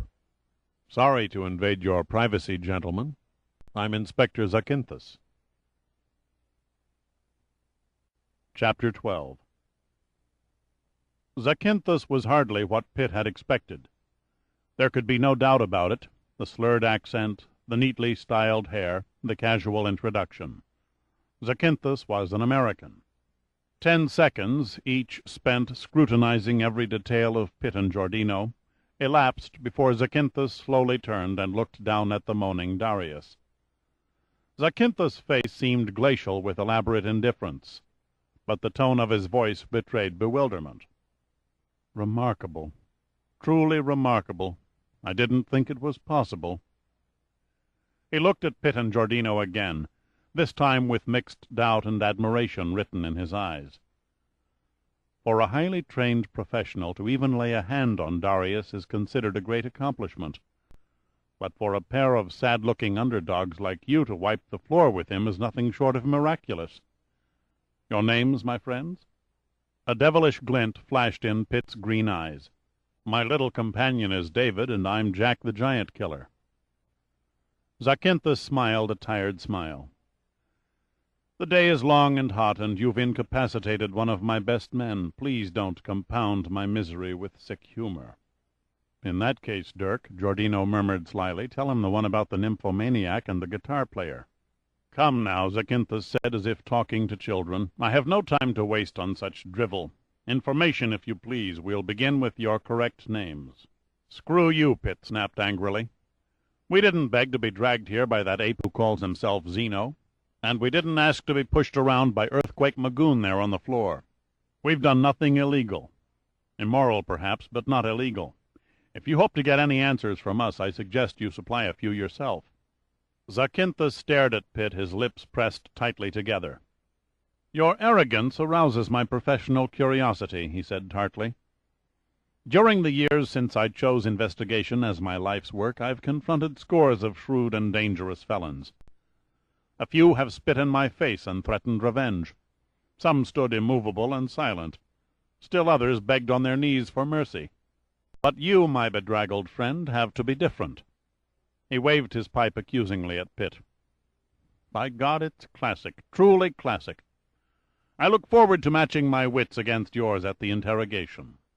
He broke off as Zeno stepped into the room. The Greek started to say something, but his mouth hung open, and his great mustache appeared to droop in astonishment when he spied Darius now sitting up in a tight ball. "Great thunderbolts of Zeus, my inspector, what has happened?" "You should have warned Darius to be more careful." "But I did warn him," Zeno explained apologetically. "Even then, for Darius to be overpowered, I did not think it possible." "My words exactly." Zakynthos knocked the ashes from his pipe. "See what you can do for our poor friend. I'm going to take these men to my office and determine if they're as cunning with words as they are with their hands and feet." "After what they did here, do you think it wise, my inspector, to be alone with them?" "I think they realize they have nothing to gain by further physical activity." Zakynthos threw Pitt and Giordino a bantering smile. "Just to be on the safe side, Zeno, handcuff the little one's right wrist to this clever devil's left ankle. Not a foolproof restraint method by any means, but at least it will make resistance somewhat inconvenient." Quickly Zeno pulled a pair of chromium-plated handcuffs from a clip on his belt, unsnapped the ratchets, and secured them into place, leaving Giordino in an awkward, stooped position. Pitt glanced up through the hole in the roof at the evening sky. It was darkening by the moment as the sunlight began to retreat. His back still ached, but he felt grateful that it was Giordino and not he who was bent double. He flexed his shoulders, wincing at the pain that erupted from every square inch of his torso. Then he looked back at Zacynthus. "What have you done with Cherry?" he asked quietly. "She's quite safe," Zacynthus replied. "As soon as I can verify her claim of being Von Till's niece, I shall release her." "What about us?" Giordino's voice reached up. "In due time," Zacynthus said curtly, motioning to the doorway. "After you, gentlemen." 2 minutes later, with Giordino clumsily shuffling beside Pitt, they entered Zacynthus' office. It was a small room, but efficiently furnished, complete with detailed aerial photographs of Thasos tacked to the walls, 3 telephones, and a shortwave radio conveniently placed on a table directly behind an old scratched and battered desk. Pitt looked around, surprised. The whole setup was too neat, too professional. Quickly he decided that his best hope still lay in a crude show of hostility. "This looks more like the command headquarters of a general than the office of a 2-bit police inspector." "You and your friend are brave men," Zacynthus said wearily. "Your acts have proved it. But it's stupid of you to continue the role of an oaf, though I admit you do it very well." He walked around the desk and sat down in an obviously unoiled swivel chair. "This time the truth. Your names, please." Pitt paused before replying. He was puzzled and angry at the same time. The strange off-beat operation of his captors puzzled him. There was a curious feeling, almost a cold certainty in his subconscious mind that he had nothing to fear. These people did not fit his conception of run-of-the-mill Greek policemen. And if they were on Von Till's payroll, why were they so dead set on merely obtaining his and Giordino's names? Unless, perhaps, the cats were toying with the mice. "Well?" Zacynthus' voice hardened to a sharp edge. Pitt pulled himself erect and took a gamble. "Pitt. Dirk Pitt. Director of Special Projects, United States National Underwater Marine Agency. And the gentleman on my left is Albert Giordino, my assistant director." "Most certainly. And I'm the Prime Minister of—" Zacynthus broke off in mid-sentence. His eyebrows rose sharply, and he leaned across the desk, gazing directly into Pitt's eyes. "Let's have that again. What did you say your name was?" His voice this time was soft and patronizing. "Dirk Pitt." Zacynthus did not move or speak for a full 10 seconds. Then he slowly settled back, visibly off balance. "You're lying. You must be lying." "Am I?" "Your father's name?" Zacynthus still stared unblinkingly at Pitt. "Senator George Pitt of California." "Describe him. Appearance, history, family, everything." Pitt sat down on the edge of the desk and pulled out a cigarette. He fumbled for his lighter, then remembered it was still lying on the floor of the room where it had fallen when he charged Darius. Zacynthus struck a wooden match against a drawer and held it for him. Pitt nodded a grateful thank you. Pitt spoke for 10 minutes without stopping.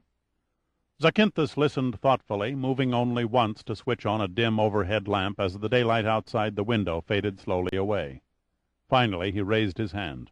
"That will do. You must be his son, the person you claim to be. But what are you doing on Thasos?"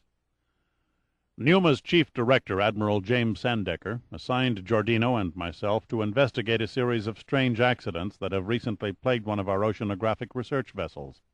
"Ah, yes, the white ship anchored beyond Brady Field. Now I'm beginning to understand." "That's nice," Giordino said sarcastically from his uncomfortable stance. "I'm sorry to interrupt, but if my bladder isn't relieved soon, you're going to have an accident right here on the office floor." Pitt grinned at Zacynthus. He'd do it, too. A speculative look crossed Zacynthus' eyes, then he shrugged and pressed a hidden button under the desktop. Instantly the door flew open, revealing Zeno with the glissenti firmly gripped in one hand. "Trouble, my inspector?" Zacynthus ignored the question. "Put away your gun, remove the handcuffs, and show, Mr. Giordino to our sanitation facilities." Zeno's eyebrows lifted. "Are you certain?" "It's all right, old friend. These men are no longer our prisoners, they are our guests." Without another word or any outward sign of surprise, Zeno holstered the automatic and released Giordino, escorting him down the hall. "Now it's my turn for answers," Pitt said, exhaling a transparent cloud of bluish smoke. "What's your connection with my father?" "Senator Pitt is well known and respected in Washington. He serves honorably and efficiently on several Senate committees, one of which is the Narcotic Drugs Committee." "That still doesn't explain where you come in." Zacynthus pulled a well-worn tobacco pouch from a coat pocket and idly filled his pipe, carefully tamping it with a small coin. "Because of my lengthy experience and my investigations in the field of narcotics, I have often served as liaison between your father's committee and my employer." Pitt looked up, puzzled. "Employer?" "Yes. Uncle Sam pays my salary just as he does yours, my dear Pitt." Zacynthus grinned. "My apologies for the late formal introduction. I'm Inspector Hercules Zacynthus, Federal Bureau of Narcotics. My friends just call me Zack. I'd be honored if you'd do the same." All doubts flew from Pitt's mind, and the relief of certainty covered him like a comforting cool wave from the sea. His muscles relaxed, and he became aware of how tense he had been, how keyed up his thoughts and nerves were against the unknown dangers of the situation. Carefully, holding back an urge to tremble, he crushed his cigarette in an ashtray. "Aren't you a little out of your territory?" "Geographically, yes. Professionally, no." Zack paused to puff his pipe into life. "About a month ago, the Bureau received a report through Interpol that a massive shipment of heroin was loaded aboard a freighter in Shanghai."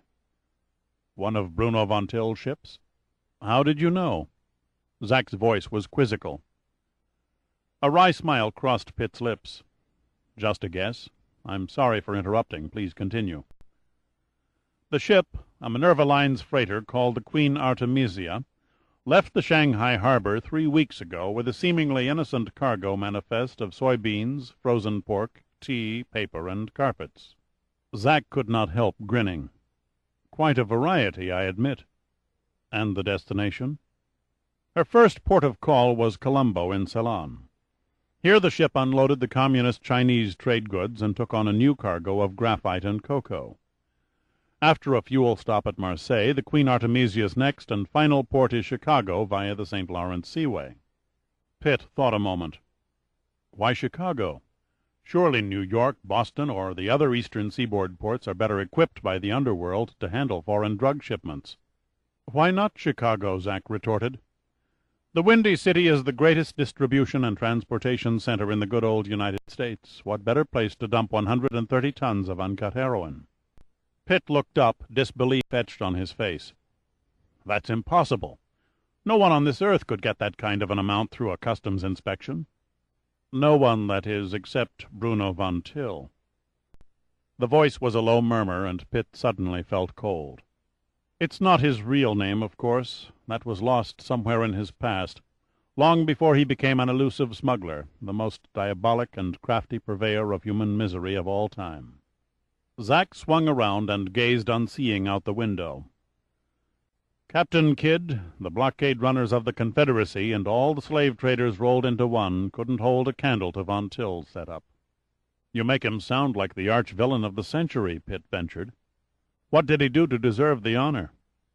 Zack flicked a glance at him, then looked again through the window. The numerous revolutionary bloodbaths suffered by Central and South America in the last 20 years would never have occurred without secret armed shipments from Europe. Do you recall the great Spanish gold theft of 1954? Spain's already shaky economy nearly toppled after a large government gold reserve vanished from the secret vaults of the Ministry of Treasury. Shortly after, India's black market was glutted with gold bars bearing the crest of Spain. How was a cargo that size smuggled 7,000 miles? It's still a mystery.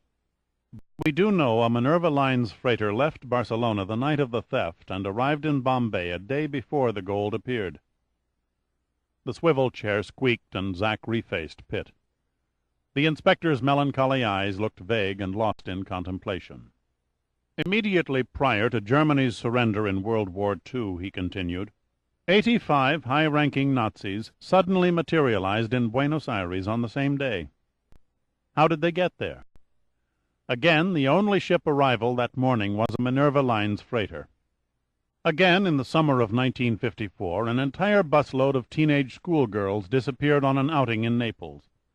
4 years later, an Italian embassy aide discovered one of the missing girls wandering aimlessly through one of the back alleys of Casablanca. Zack paused for nearly a minute, then went on very quietly. She was completely insane. I saw photographs of her body. It was enough to make a grown man cry. And her story, Pitt gently. She remembered being carried aboard a ship with a large M painted on the funnel. That was the only thing she said that made any sense. The rest was insane babble. Pitt waited for more, but Zack had fallen silent, relighting his pipe and filling the room with a sweet aromatic odor. "White slavery is a rotten business," Pitt said tersely. Zack nodded. "Those are only 4 cases of hundreds that are indirectly connected to Von Till. If I could quote word for word from the Interpol files, we would be sitting here for a month, and then some. Do you think Von Till masterminds the crimes? No, the old devil is much too smart to become involved in the actual deed. He merely supplies the transportation. Smuggling is his game, and on a grand scale at that. Why in hell hasn't the filthy bastard been stopped? Pitt asked, half angry, half confused. I wish I could answer that without a feeling of shame. Zack shook his head sadly. But I can't. Nearly every law enforcement agency in the world has tried to catch Von Till with the goods, so to speak. But he has eluded every trap, murdered every agent sent to infiltrate Minerva lines. His ships have been searched and researched 1,000 times, yet nothing illegal is ever found. Pitt idly watched the smoke curl from Zack's pipe. No one is that clever. If he's human, he can be caught. God knows we've tried. Our combined law enforcement agencies have studied every inch of the Minerva ships, shadowed them day and night at sea, guarded them like hawks at the docks, and searched every bulkhead with electronic detection gear.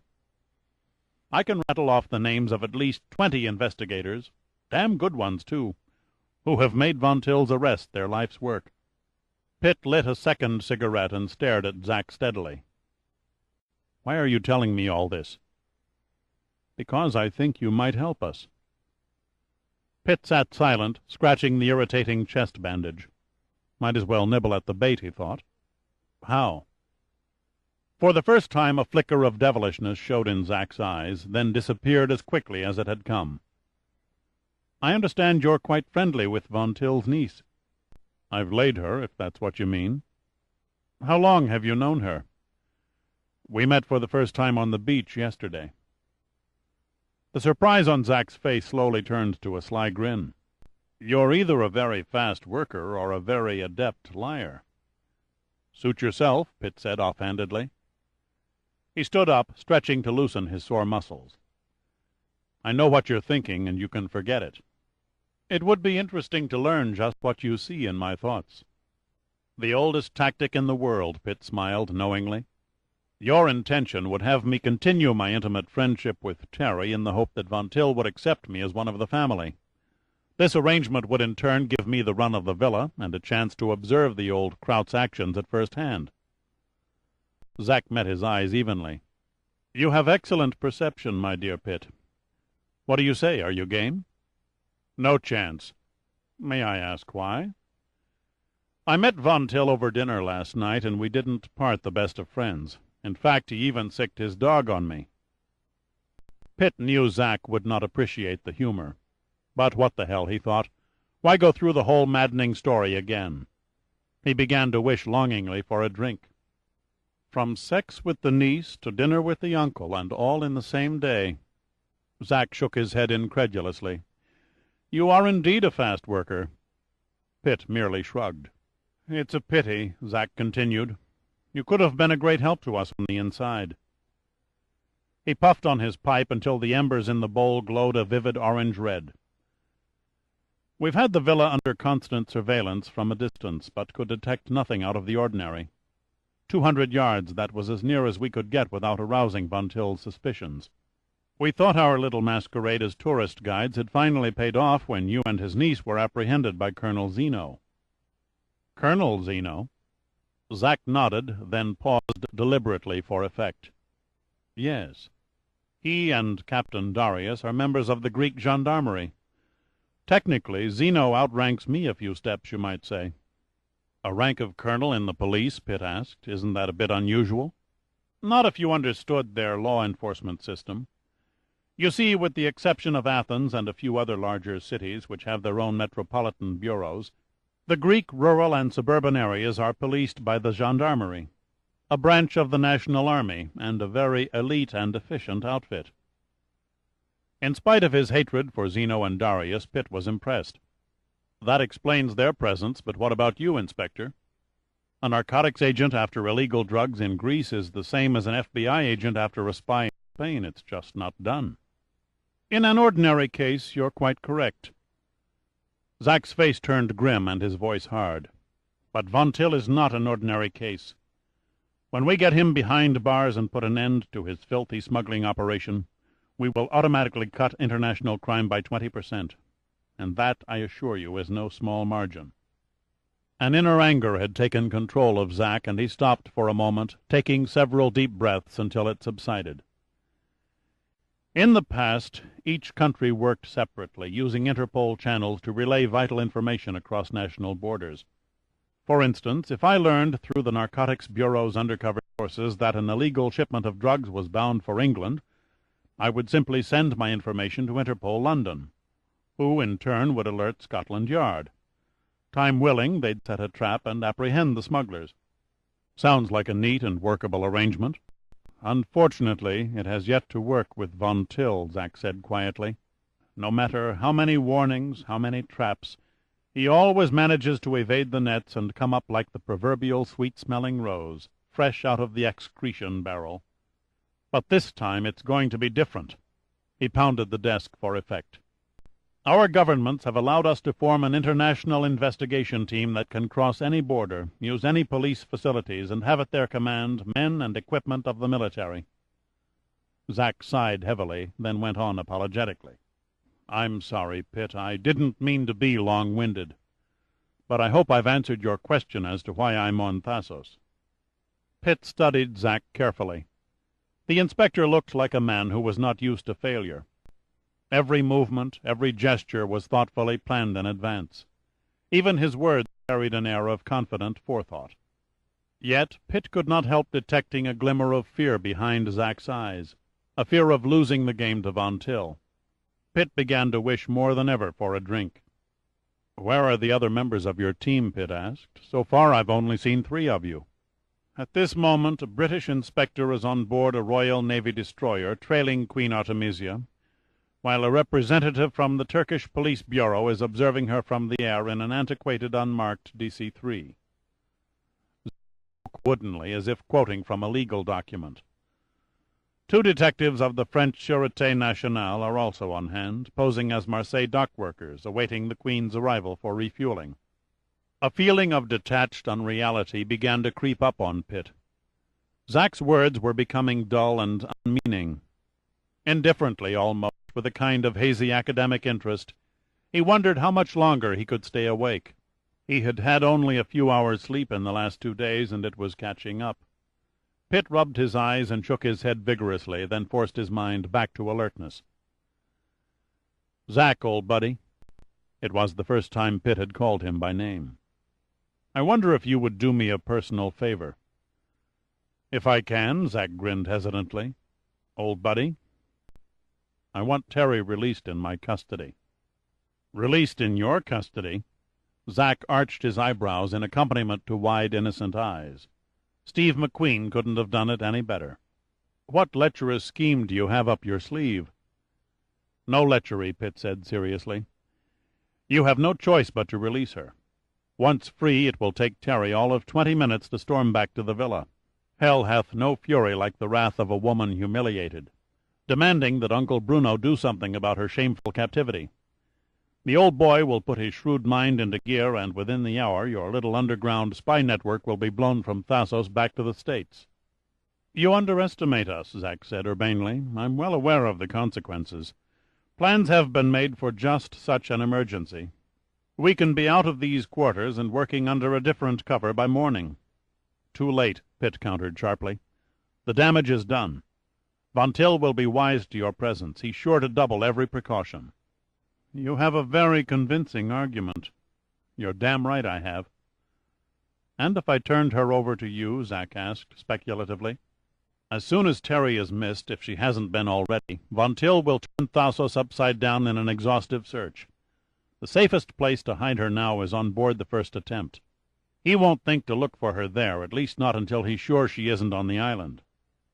Zack stared a long moment at Pitt, examining every inch of the man as if he were seeing him for the first time, wondering why someone with an excellent position and influential family would take such difficult and dangerous risks, never knowing when a miscalculation might spell the end of his career or even his death. Zack idly tapped his pipe against an ashtray, knocking the loose ashes from the round briar bowl. "It will be as you say," Zack murmured, "providing, of course, the young lady will cause no trouble." "I don't think so," Pitt grinned. "She has other things on her mind besides international drug smuggling. I'd say that sneaking off to the boat with me holds more interest than another dull evening with Uncle Bruno. Besides, show me a woman who doesn't crave a little taste of adventure now and then, and I'll show you a—" He broke off as the door opened and Giordino walked in, followed by Zeno. Giordino had a wide grin stretched across his cherub face, and he clutched a bottle of Metaxa 5-star brandy in one hand. "Look what Zeno found." Giordino flicked off the bottle lid and sniffed the contents, screwing up his face into a mock look of ecstasy. "I've decided they're not such bad guys after all." Pitt laughed and turned to Zeno. "You'll have to excuse Giordino. He always comes unglued at the mere sight of booze." "If so," Zeno grinned beneath his mustache, "we have much in common." He stepped around Giordino and set a tray with 4 glasses on the desk. "How's Darius?" Pitt asked. "He is on his feet," Zeno replied, "but he will be limping for a few days." "Tell him I'm sorry," Pitt said sincerely. "I regret—" "No regrets are necessary," Zeno interrupted. "In our line of work, these things happen." He passed a glass to Pitt, noticing for the first time the blood-stained shirt.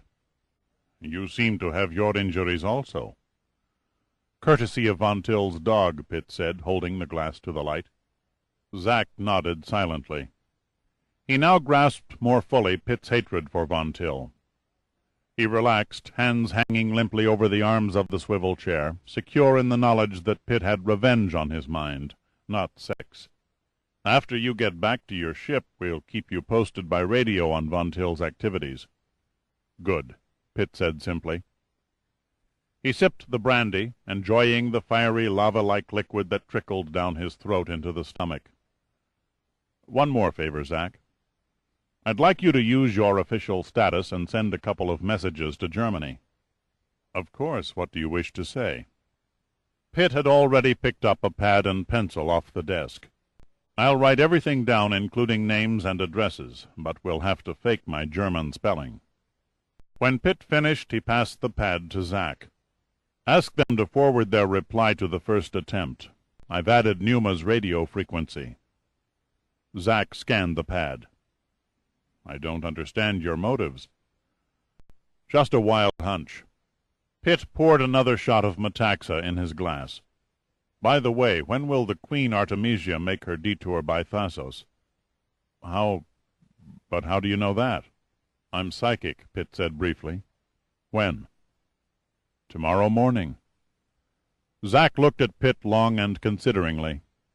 "Sometime between 4 and 5 a.m. Why do you ask?" "No reason, just curiosity." Pitt braced himself for the burn and downed the drink. The jolt was almost too much. He shook his head from side to side, blinking away the tears that burst from his eyes. "My God," he whispered hoarsely, "that stuff goes down like battery acid." This book is continued on Disc 5. Disc 5. Chapter 13. The eerie phosphorescent froth gradually diminished and fell away from the old straight-up-and-down bow of the Queen Artemisia as the aging ship slowly lost way and came to a stop. Then the anchor clattered down into 10 fathoms of water, and the navigation lights blinked out, leaving a black silhouette resting on an even blacker sea. It was as though the Queen Artemisia had never been. 200 feet away, a small wooden packing crate bobbed lazily on the swells. It was a common type of crate, one of the thousands that float in cast-off neglect on every sea and waterway of the world. To the casual eye, at least, it looked like ordinary flotsam.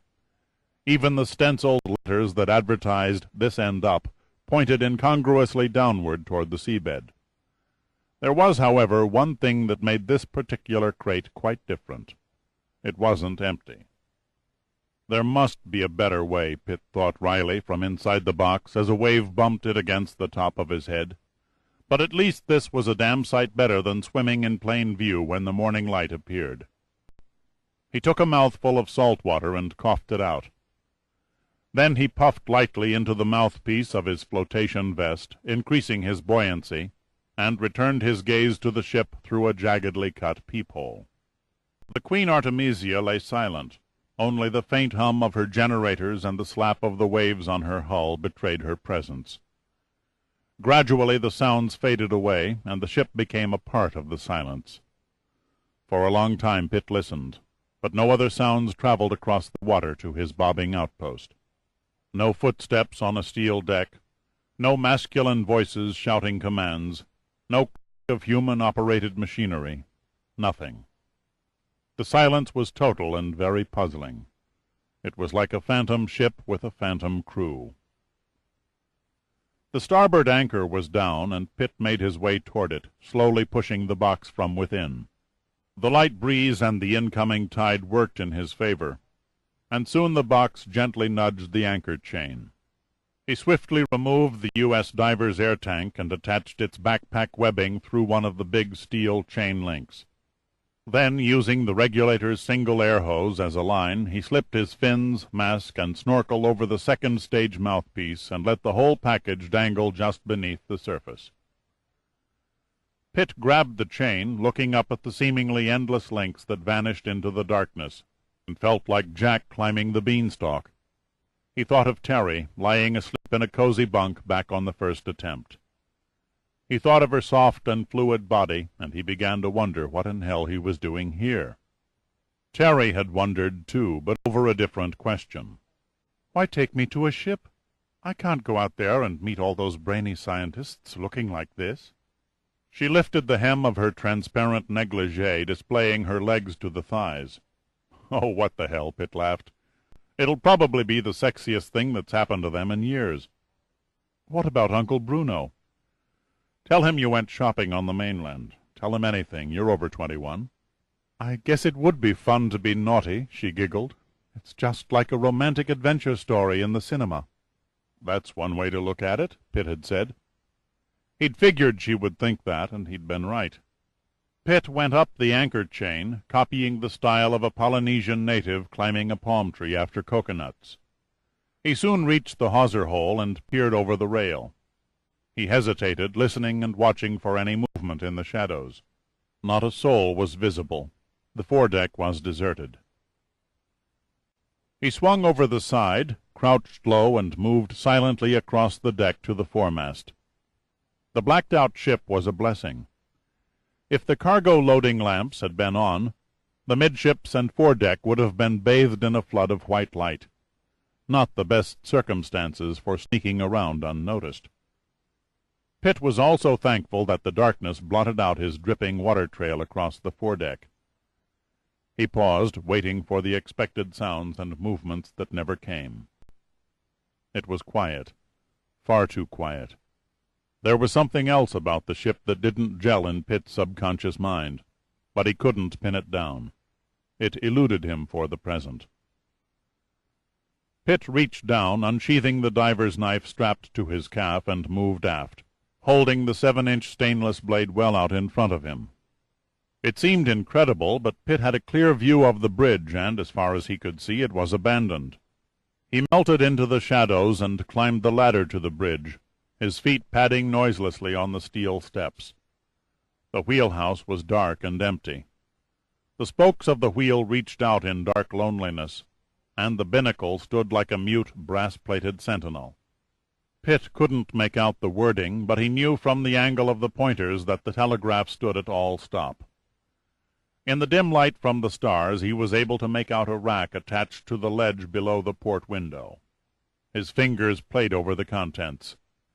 Aldous lamp, flare gun, flares. Then he got lucky. His hand touched the familiar cylindrical shape of a flashlight. He slipped out of his swim trunks and wrapped them around the lens until the light offered nothing but a faint glow. Then he checked every foot of the wheelhouse, deck, bulkheads, equipment. The tiny indicator lights of the control console showed only the glimmer of life. The curtains were drawn in the chart room at the back of the wheelhouse. It was inconceivable that any chart room could be so clean. The charts lay in orderly stacks, their fields of squares and numbers crossed by precisely drawn pencil lines. Pitt slipped the knife back in its sheath, propped the flashlight against a copy of Brown's Nautical Almanac, and scanned the chart markings. The lines coincided exactly with the Queen Artemisia's known course from Shanghai. He noted the fact that there were no mistakes or erasures by whoever figured the compass corrections. It was neat, too much so. The logbook was open at the last entry. 03.52 hours. Bradyfield beacon bearing 312 degrees, approximately 8 miles. Wind southwest, 2 knots. The gods protect Minerva. The time showed that this entry had been made less than an hour before Pitt swam out from the beach. But where was the crew? There was no sign of the deck watch, and the lifeboats were secure in their davits. The abandoned helm didn't make sense. None of it made sense. Pitt's mouth was dry, a dusty cavern in which his tongue lay like a rubber sponge. A hammer pounded in his head, blurring his thinking.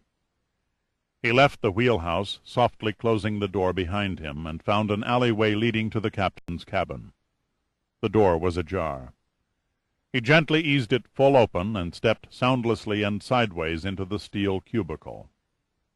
A movie set. It looked like a movie set. That was the only way Pitt could describe it. Everything was neat and tidy, and exactly where it should have been. Across the far bulkhead, the Queen Artemisia loomed in tranquil splendor from an amateurish oil painting. Pitt shuddered at the choice of colors. The ship sailed on a purple sea. The signature in the lower right corner was signed by a Sophia Remick. There was the usual photograph on the desk, with a matronly, round-faced woman staring out of a cheap metal frame. The inscription read, "To the captain of my heart, from his loving wife." It was unsigned, but obviously written by the same hand that had autographed the painting.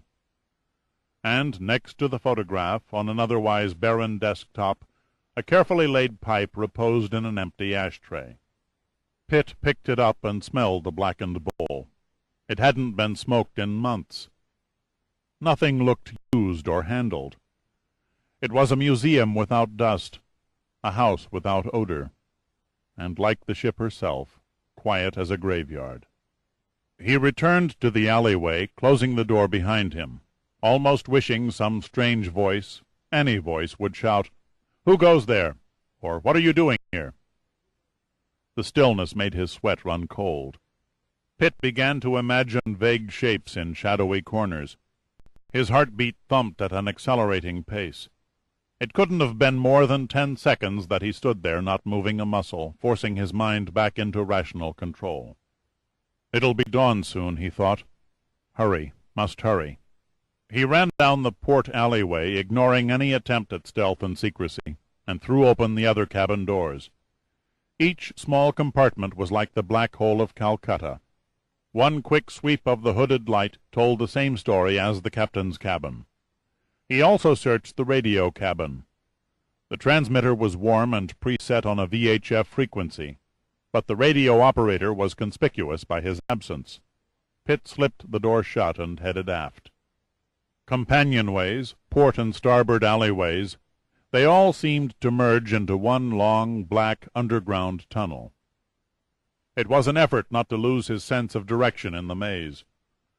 A naked man, except for the flotation vest, in a dark nightmare of gray paint and steel walls. He tripped over a bulkhead step and fell, banging a shin and dropping the flashlight, all in harmony with an uttered "God damn!" The flashlight had fallen on the hard deck, shattering the lens and blinking out. He knelt on his hands and knees, muttering additional curses and searching frantically. After agonizing seconds, his hands grasped the aluminum-plated case. The glass of the lens tinkled with grim foreboding inside the cloth cover. He picked it up and pushed the switch forward. The bulb blinked on as dull as ever. Pitt uttered a gasp of relief and shined the subdued beam down the passage. It dimly illuminated a door that was titled Fire Passage, Number 3 Hold. The great chambers of Carlsbad Caverns couldn't have looked much more formidable than Number 3 Hold. All that Pitt's light showed was a vast steel cave, crammed with countless sacks, and stacked from deck to hatch cover on wooden tiers. The air was permeated with a sweet incense kind of odor. The cocoa from Ceylon, Pitt surmised. He took the diver's knife and cut a small half-inch hole in the coarse cloth of one of the sacks. A flow of stony hard beans fell to the deck, bouncing and rattling like hail on a Quonset hut. A quick examination under the flashlight proved the parchment-skinned beans to be the genuine article. Suddenly he heard a noise. It was faint and indistinct, but it was there. He froze, listening. Then it stopped as abruptly as it had come, and silence once more gripped the haunted ship. A deserted ship with all its dark and hidden secrets. Maybe it's a ghost ship after all, Pitt mused. Another Mary Celeste or Flying Dutchman. All that was missing was a stormy sea with rain lashing the top deck, lightning flashing in the night, and a gale shrieking through the derricks. There was nothing more to see in the hold. Pitt left and headed for the engine room. He lost a precious 8 minutes finding the right companionway. The heart of the ship was warm from the heat of the engines and smelled of hot oil. He stood on the catwalk above the huge and lifeless machinery and searched for a sign that would indicate bona fide human activity. The flashlight caught the beam of burnished pipes that snaked across the bulkheads in geometric parallel lines, ending in a mass fusion of valves and gauges. Then the faint beam fell on a carelessly wadded oily rag. Above the rag was a shelf containing several coffee-stained cups, and to the left of those, a tray of scattered tools with greasy finger marks. At least someone was working this part of the ship, he thought, quite relieved. He knew that most engine rooms were kept as clean as a hospital ward, but this one was messy. But where was the chief engineer and his oilmen? They couldn't have evaporated into the Aegean atmosphere. Pitt started to leave, then he stopped. There it was again, the same mysterious sound echoing through the ship's hull. He stood stock still, holding his breath for what seemed a lifetime.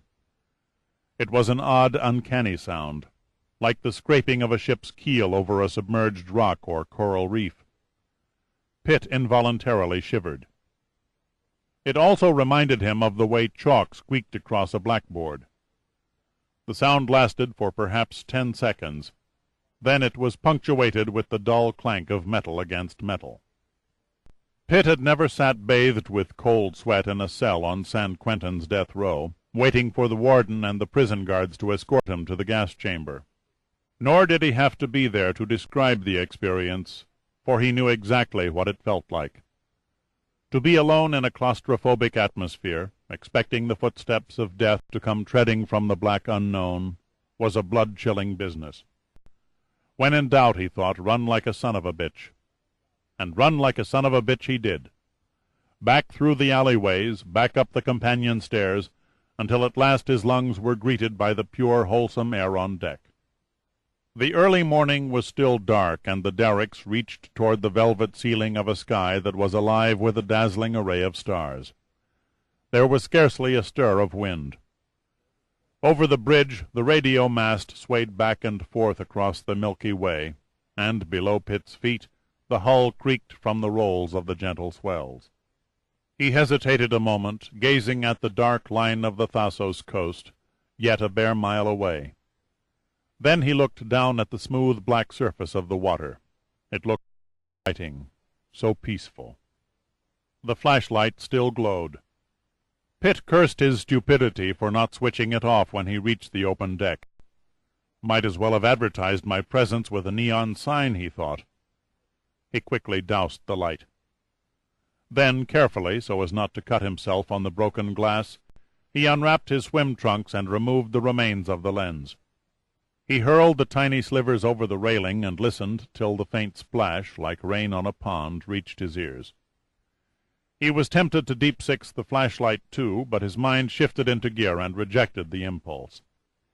Leaving the rack in the wheelhouse void of the flashlight would be about as clever as sending the captain, if there was a captain, a telegram and saying, "Just before dawn there was a prowler on board your ship who ransacked it from stem to stern." It very definitely wasn't a smart move, not with people like these who had outfoxed nearly every law enforcement agency in the world. The fact that the lens was missing would be a gamble that Pitt would have to take.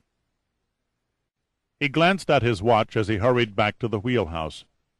The luminous hands showed 4:13. The sun would be blossoming soon.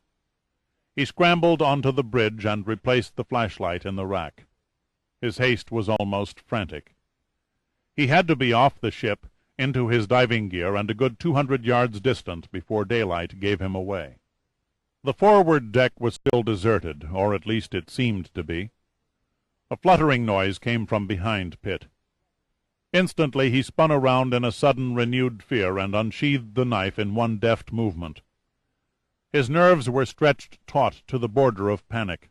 His head pounded like a drum roll. God, he thought, I can't be caught now, not this close to safety. It was nothing but a gull that had flown out of the night and landed on a ventilator. The bird pointed a tiny eye at Pitt and cocked its head questioningly, no doubt wondering what sort of crazy human would run around a ship in the early morning, clothed in nothing but a flotation vest, while holding a knife in one hand and a bathing suit in the other. The relief made Pitt feel weak at the knees. It had been quite a scare, and he was badly shaken. When he boarded the ship he didn't know what he expected to find. What he found was silence tinged with unknown terror. Limply he leaned against the railing, getting a grip on himself. At this rate he'd have heart failure or a mental breakdown before sunrise. He took several deep breaths, exhaling slowly until the fear subsided. Without a backward glance he swung over the rail and shinnied down the anchor chain, vastly relieved at departing the ghostly ship. It was a welcome comfort to be in the soothing water again. The sea opened its arms and gave him a sense of remoteness from danger. It took only a minute for Pitt to slip on his swim trunks and retrieve his diving gear. Fitting an aqualung tank on your back in the darkness with the swells pushing you against the sides of a steel hull isn't an easy operation. But the ditch and recovery experience he had obtained during his early diving days came in handy now, and he accomplished the task with little effort. He looked around for the wooden crate, but it had drifted into the black curtain of night and disappeared, the wave action and incoming tide by this time carrying it halfway to the beach. He lay there dead in the water, and considered the possibility of diving under the Queen Artemisia and examining her hull. The weird scraping noise he had heard in the engine-room seemed to have come from somewhere outside the plates and below the keel. Then it occurred to him the plan was hopeless. Without an underwater light he could see nothing, and he wasn't in the mood to grope like a blind man along a 400-foot hull that was encrusted with razor-sharp barnacles. He'd heard old tales that described in detail the ancient and brutal practice of keel-hauling insubordinate British sailors. He remembered one particularly blood-curdling account of a gunner's mate who was dragged under the keel of the HMS Confident off the coast of Timor in 1786. Punished for stealing a cup of brandy from the captain's locker, the poor fellow was dragged under the keel of the ship until his body was sliced to ribbons, and the white of his ribs and backbone were visible. The unfortunate man might have survived, but before the crew could hoist him back on board, a pair of mako sharks, attracted by the scent of blood, attacked and chewed the man to pieces before the horrified eyes of the men on deck. Pitt knew what a shark could do. He had once pulled a boy from the surf in Key West who had taken a nasty bite by a shark. The boy had lived, but a massive piece of tissue would always be missing from his left thigh. Pitt cursed out loud. He must stop thinking about things like that. His ears began to ring from a humming sound. At first he thought it was a trick of his imagination. He shook his head violently. It was still there, only louder. It seemed to be gaining momentum. Then Pitt knew where the humming was coming from. The ship's generators had started again. The navigation lights blinked on, and the Queen Artemisia suddenly came alive with sound. If there was ever a time when the better part of valor was discretion, it was now. Pitt clamped the mouthpiece of the regulator between his teeth and dove clear of the ship.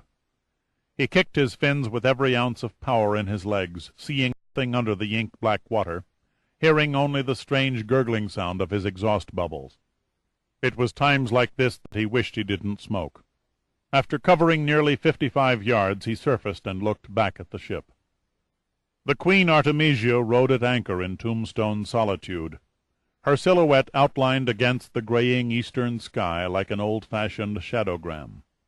Dim shafts of white light came to life here and there about the ship, interrupted only by the green glow of the starboard navigation light.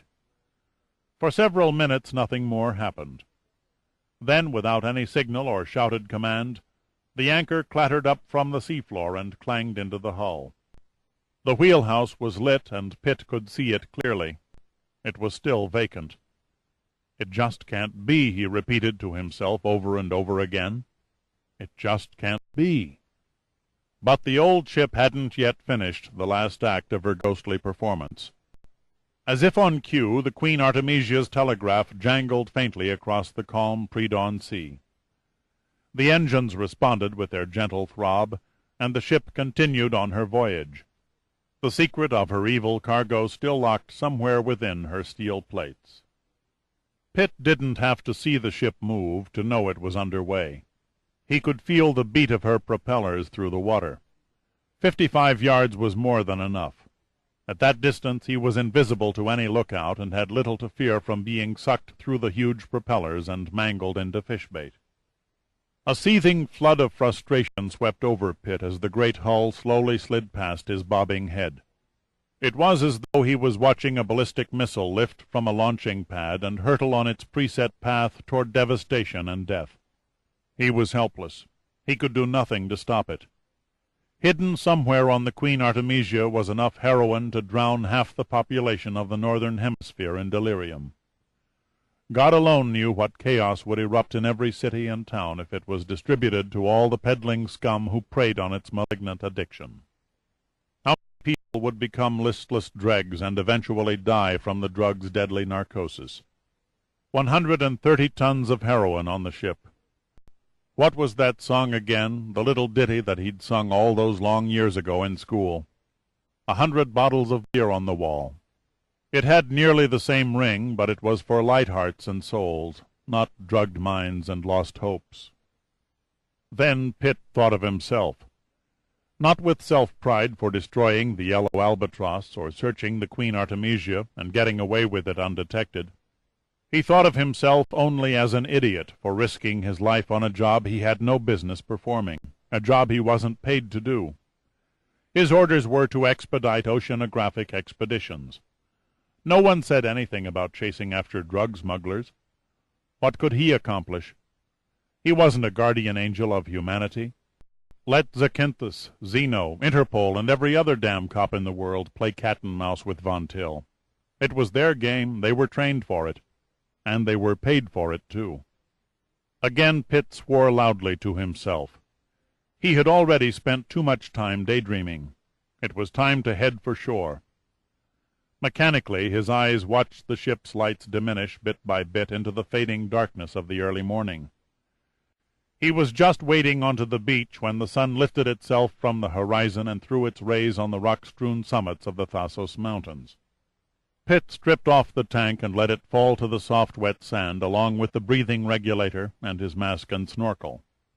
Exhaustion curled its numbing tentacles around him, and he succumbed to it, dropping to his hands and knees. His body felt sore and beat, but his mind hardly noticed these things. It was busy with something else. Pitt could find no indication of the heroin on board the ship, nor with the Bureau of Narcotics or the customs inspectors. That much was certain. Below the waterline, that was a possibility. But surely the wary investigators would have divers examine every inch of the hull when the ship docked. Besides, there was no way a cargo of that size could be removed unless it was dropped in the water and recovered later. That wouldn't work either, he thought.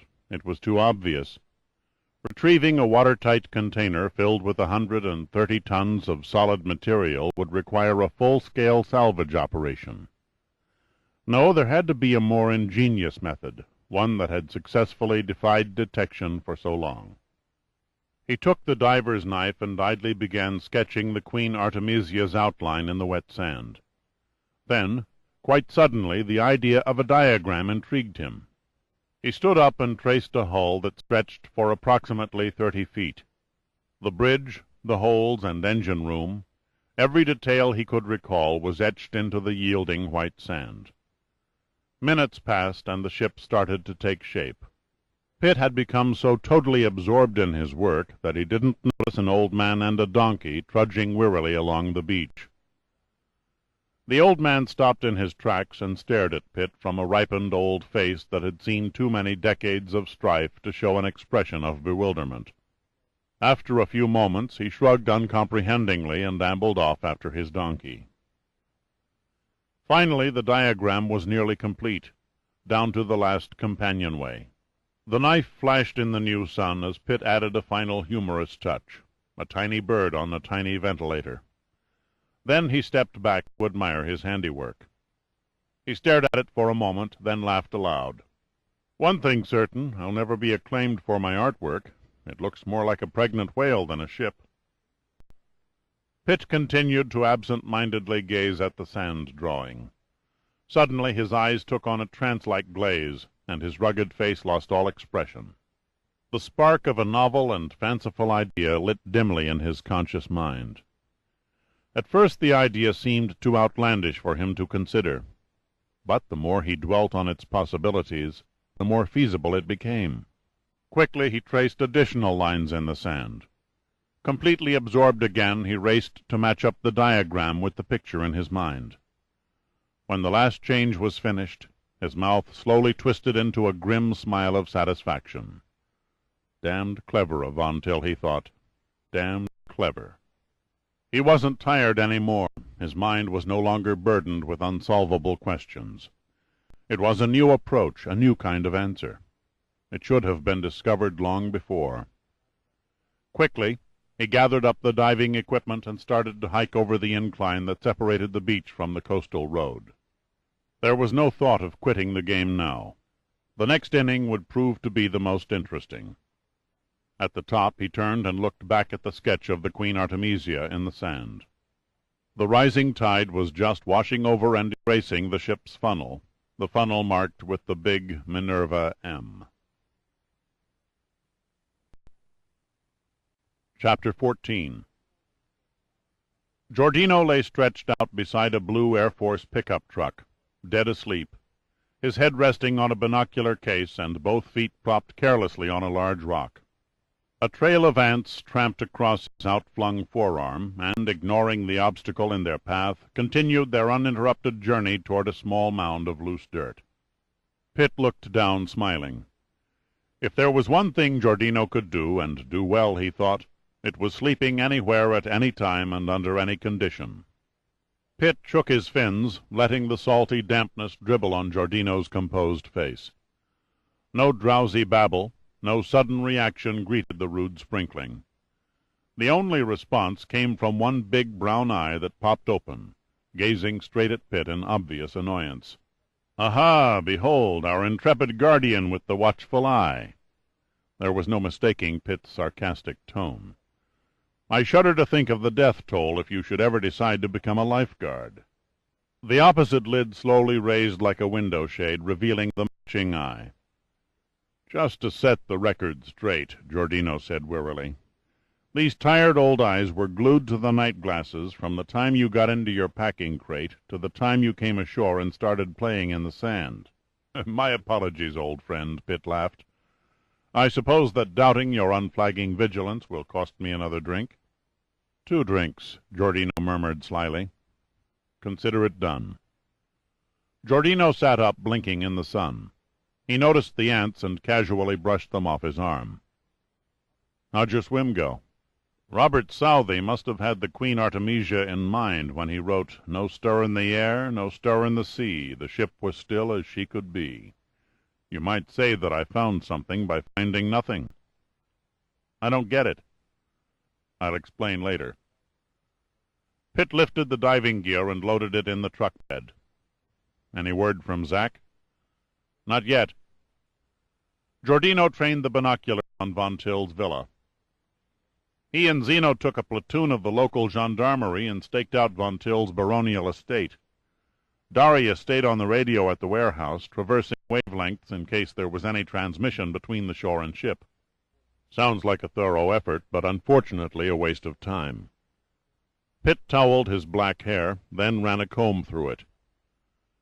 Where can a man find a drink and a cigarette around here?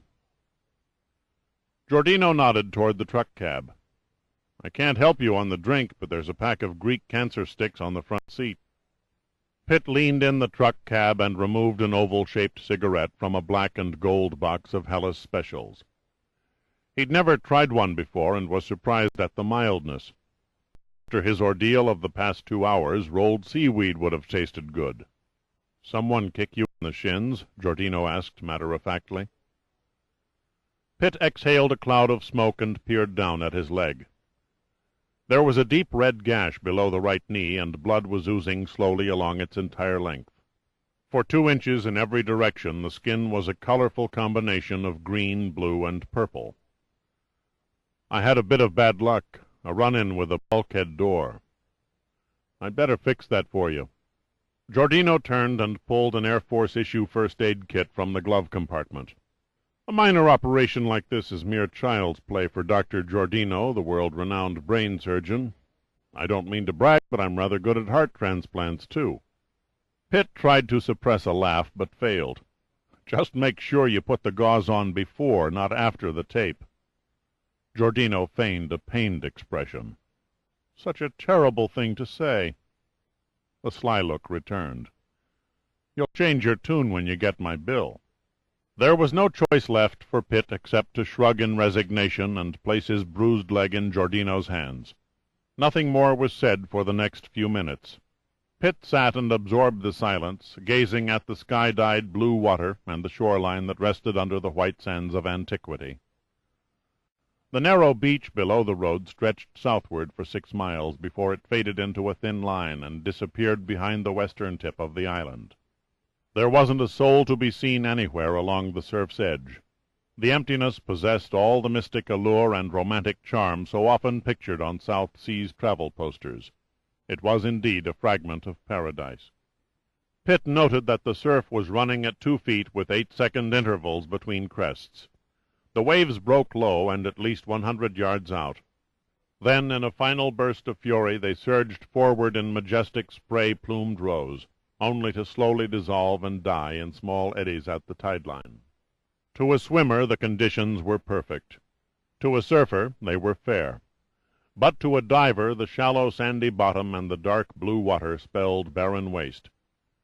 For sheer underwater adventure it is the greener, reef-strewn waters that attract the diver, for it is there that the beauty of sea life abounds. Pitt panned his eyes 180 degrees and looked to the north. Here it was a different story. High, craggy cliffs, barren of all vegetation, rose out of the sea, their faces worn and etched by the endless onslaught of the breakers. Great fallen rocks and yawning fissures bore mute testimony to what old Mother Nature could do when given the tools of her trade to work with. There was one particular stretch of rugged cliff-line that intrigued Pitt. Strangely enough, this one sector was not pounded like the others. The waters below the sheer, straight-up-and-down rock mass were calm and flat, a garden pond bordered on 3 sides by foaming, swirling waters.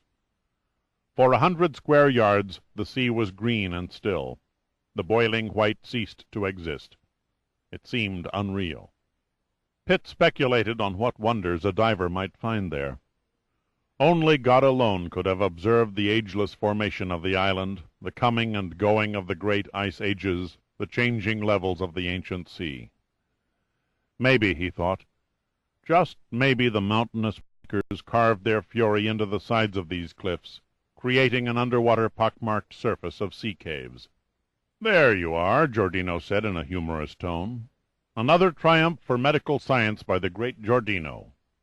Pitt wasn't fooled for a second by the outward display of exaggerated vanity. Giordino's comic dialogue was forever used to camouflage his genuine concern for Pitt. Giordino stood up, running his eyes over Pitt's body, and shook his head in mild wonder. "With all those bandages on your nose, chest, and leg, you're beginning to look like a spare tire out of a 1930s Depression-era comic strip." "You're right." Pitt took a few steps to relieve the increasing stiffness in his leg. "I feel more like a bumper tire on a tugboat." "Here comes Zack," Giordino said, pointing. Pitt twisted and looked in the direction of Giordino's extended finger. The black Mercedes was approaching down a dirt trail from the mountains, pulling a cloud of brown dust behind its rear bumper. A quarter of a mile away it swung onto the paved coastal road, dropping the dust cloud, and soon Pitt could hear the steady purr of the diesel engine above the beat from the surf below. The car rolled to a stop beside the truck, and Zacynthus and Zeno unreeled from the front seat. They were followed by Darius, who made no attempt to disguise a painful limp. Zacynthus was dressed in old, faded army fatigues, and his eyes were tired and bloodshot. He gave the impression of a man who had spent a dismal and sleepless night. Pitt grinned sympathetically at him. "Well, Zack, how did it go? See anything interesting?" Zacynthus didn't seem to hear him. He wearily pulled his pipe from his pocket, filled a bowl, and lit it. Then he sank slowly to the ground, stretching out and leaning on one elbow. "The bastards, the dirty, cunning bastards," he swore bitterly. "We spent the whole night straining our eyes and sneaking around trees and boulders, with mosquitoes attacking us at every turn. And what did we find?" He took a deep breath to answer his own question, but Pitt beat him to it. "You found nothing, you saw nothing, and you heard nothing." Zacynthus managed a faint smile. "Does it show that much?" "It shows," Pitt replied briefly. "This whole business is exceedingly exasperating." Zacynthus accented his words by pounding his fist into the soft earth. "Exceedingly exasperating," Pitt echoed. "Is that the best you can do?" Zacynthus sat up and shrugged his shoulders helplessly. "I've just about reached the end of my rope. I feel as though I've just clawed my way up a steep mountain, only to find the peak enshrouded in fog. Possibly you understand, I don't know, but I've dedicated my life to tracking down scum like Von Till." He paused for a moment, then went on very quietly. "I've never failed to crack a case. I can't give up now. That ship must be stopped, and yet, thanks to our lily-white code of justice, it can't be stopped. God, can you imagine what will happen if that cargo of heroin reaches the States?" "I've given it some thought." "Screw your code of justice." Giordino seemed vexed. "Let me stick a limpet mine on that old tub's hull, and bang!" He formed a blast cloud with his hands. "The fish inherit the drugs." Zacynthus nodded slowly. "You have a direct approach, but a simple mind," Pitt interrupted again. He grinned at Giordino's scornful glance. "Believe me, I would much prefer to see 100 schools of doped-up fish than one drug-crazed schoolboy." Zacynthus' voice was grim. "Destroying that ship would only solve the immediate problem. It's like cutting off one tentacle of an octopus. We'd still be left with Von Till and his gang of sea-going smugglers, not to mention the unanswered riddle of his, I am forced to admit, ingenious operation. No, we must be patient. The Queen Artemisia hasn't docked at Chicago yet. We'll get another chance at her in Marseille." "I don't think you'll have any better luck in Marseille," Pitt said doubtfully. Even if one of your phony French dock workers slips on board, you have the gilt-edged Pitt guarantee that he won't find anything worth writing home about. How would you know that for certain? Zacynthus suddenly looked up, surprised. Unless you somehow searched the ship yourself.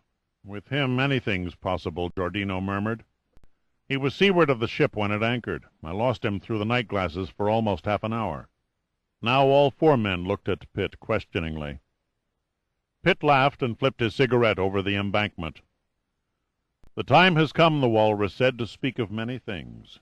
Gather round, gentlemen, and listen to the cloak-and-dagger adventures of Dirk Pitt, the naked cat-burglar. Pitt finally leaned back against the truck and became silent. For a long moment he stared at the thoughtful faces in front of him. There you have it. As neat a little set-up as you can find. He smiled wryly. The Queen Artemisia is in reality nothing but a false front. Oh, sure, it sails the briny blue, picking up and delivering cargo. That's where any similarity between a bona fide cargo freighter and the Queen ends. She's an old ship, true, but beneath her steel skin beats a complete, up-to-date, centralized control system. I saw the same equipment on an old ship in the Pacific just last year. No large crew is required. 6 or 7 men can handle her easily. No fuss, no muss, Giordino said admiringly. Precisely, Pitt nodded. Each compartment, each cabin is set up as a stage prop. When the ship reaches port, the crew materializes from the wings and turns into a cast of actors.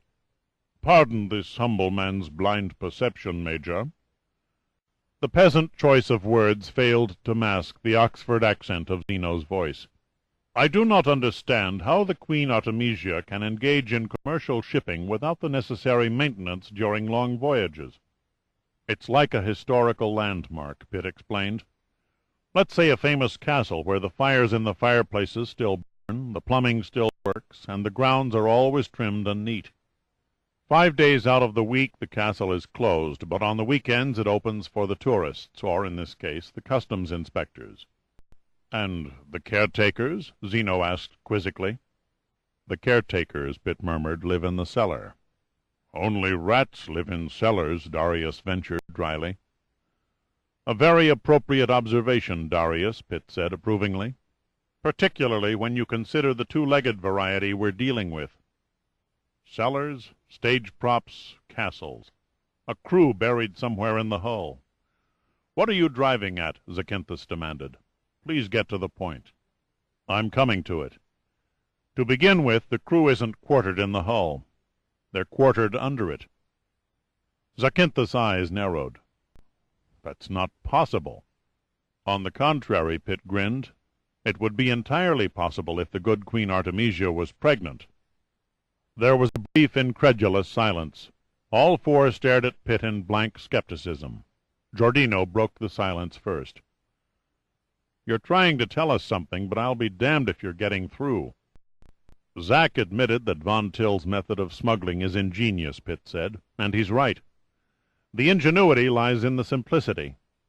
The Queen Artemisia and the other Minerva ships can operate independently, or they can be controlled by a satellite vessel attached to their hulls. Think about it for a minute. It's not as ridiculous as it sounds. Pitt spoke with a calm surety about him that began to crack any doubts. The Queen didn't cruise 2 days off her course just to blow kisses at Von Till. Contact must have been made somehow. He turned to Zacynthus and Zeno. You and your men watched the villa and saw no sign of a signal. Nor did anyone enter or leave, Zeno added. Same goes for the ship, said Giordino, eyeing Pitt curiously. No one set foot on the beach except you. Darius and I make it unanimous, said Pitt. He heard no radio transmissions, and I found the radio cabin deserted. I'm beginning to see your point, Zack said thoughtfully. Any communication between the ship and Von Till could only have taken place under water.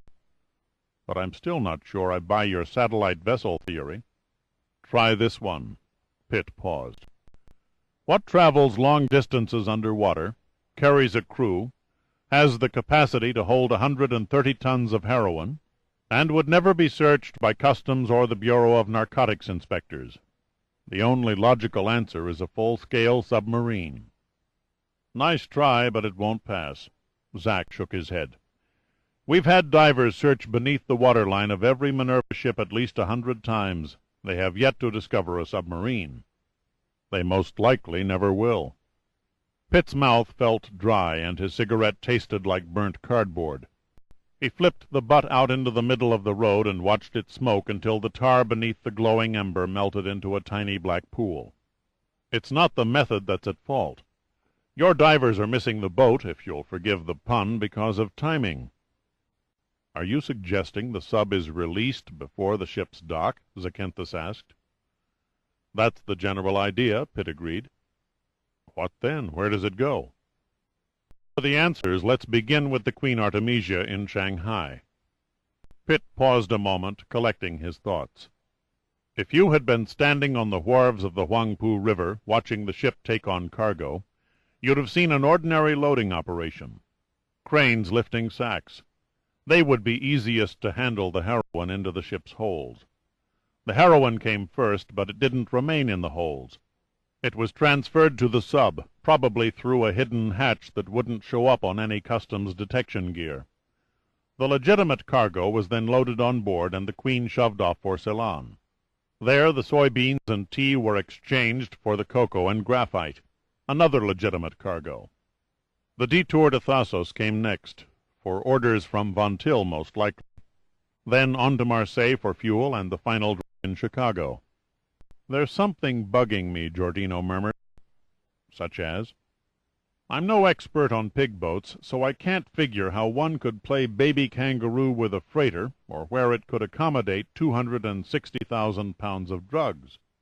Modifications had to be made, Pitt acknowledged. But it wouldn't take any great engineering feat to remove the conning tower and other projections until the top deck fitted flush against the mothership's keel. The average fleet-type sub of World War II had a displacement of 1,500 tons, a length of over 300 feet, a hull height of 10 feet, and a beam of 27 feet, roughly twice the size of a suburban house. Once torpedo rooms, the 80-man crew quarters, and the unnecessary paraphernalia were cleared out, there would be more than ample space to store the heroin. Pitt saw that Zacynthus was regarding him in a very peculiar manner. There was a deep look of contemplation on his face. Then his features showed the first traces of genuine understanding. "Tell me, Major," he asked, "what speed could the Queen Artemisia make with a sub fastened to her hull?" Pitt thought a moment. "I'd say about 12 knots. Unencumbered, however, the ship's normal cruising speed would be closer to 15 or 16. Zacynthus turned to Zeno. "It's quite possible the Major's on the right track." "I know what you are thinking, my inspector." Zeno's teeth parted beneath the great mustache. "We have often concerned our thoughts with the puzzling variance of the cruising speeds among Minerva ships." Zacynthus' eyes came back to Pitt. "The heroin drop, when and how is it made?" "At night, during high tide. Too risky during the day. The sub could be spotted from the air." "That checks," Zacynthus interrupted. "Von Till's freighters are always scheduled to reach port after sunset. As to the drop," Pitt hadn't even taken notice of the interruption, "the sub is released immediately after entering port. Without a conning tower or periscope, it must be guided from the surface by a small craft.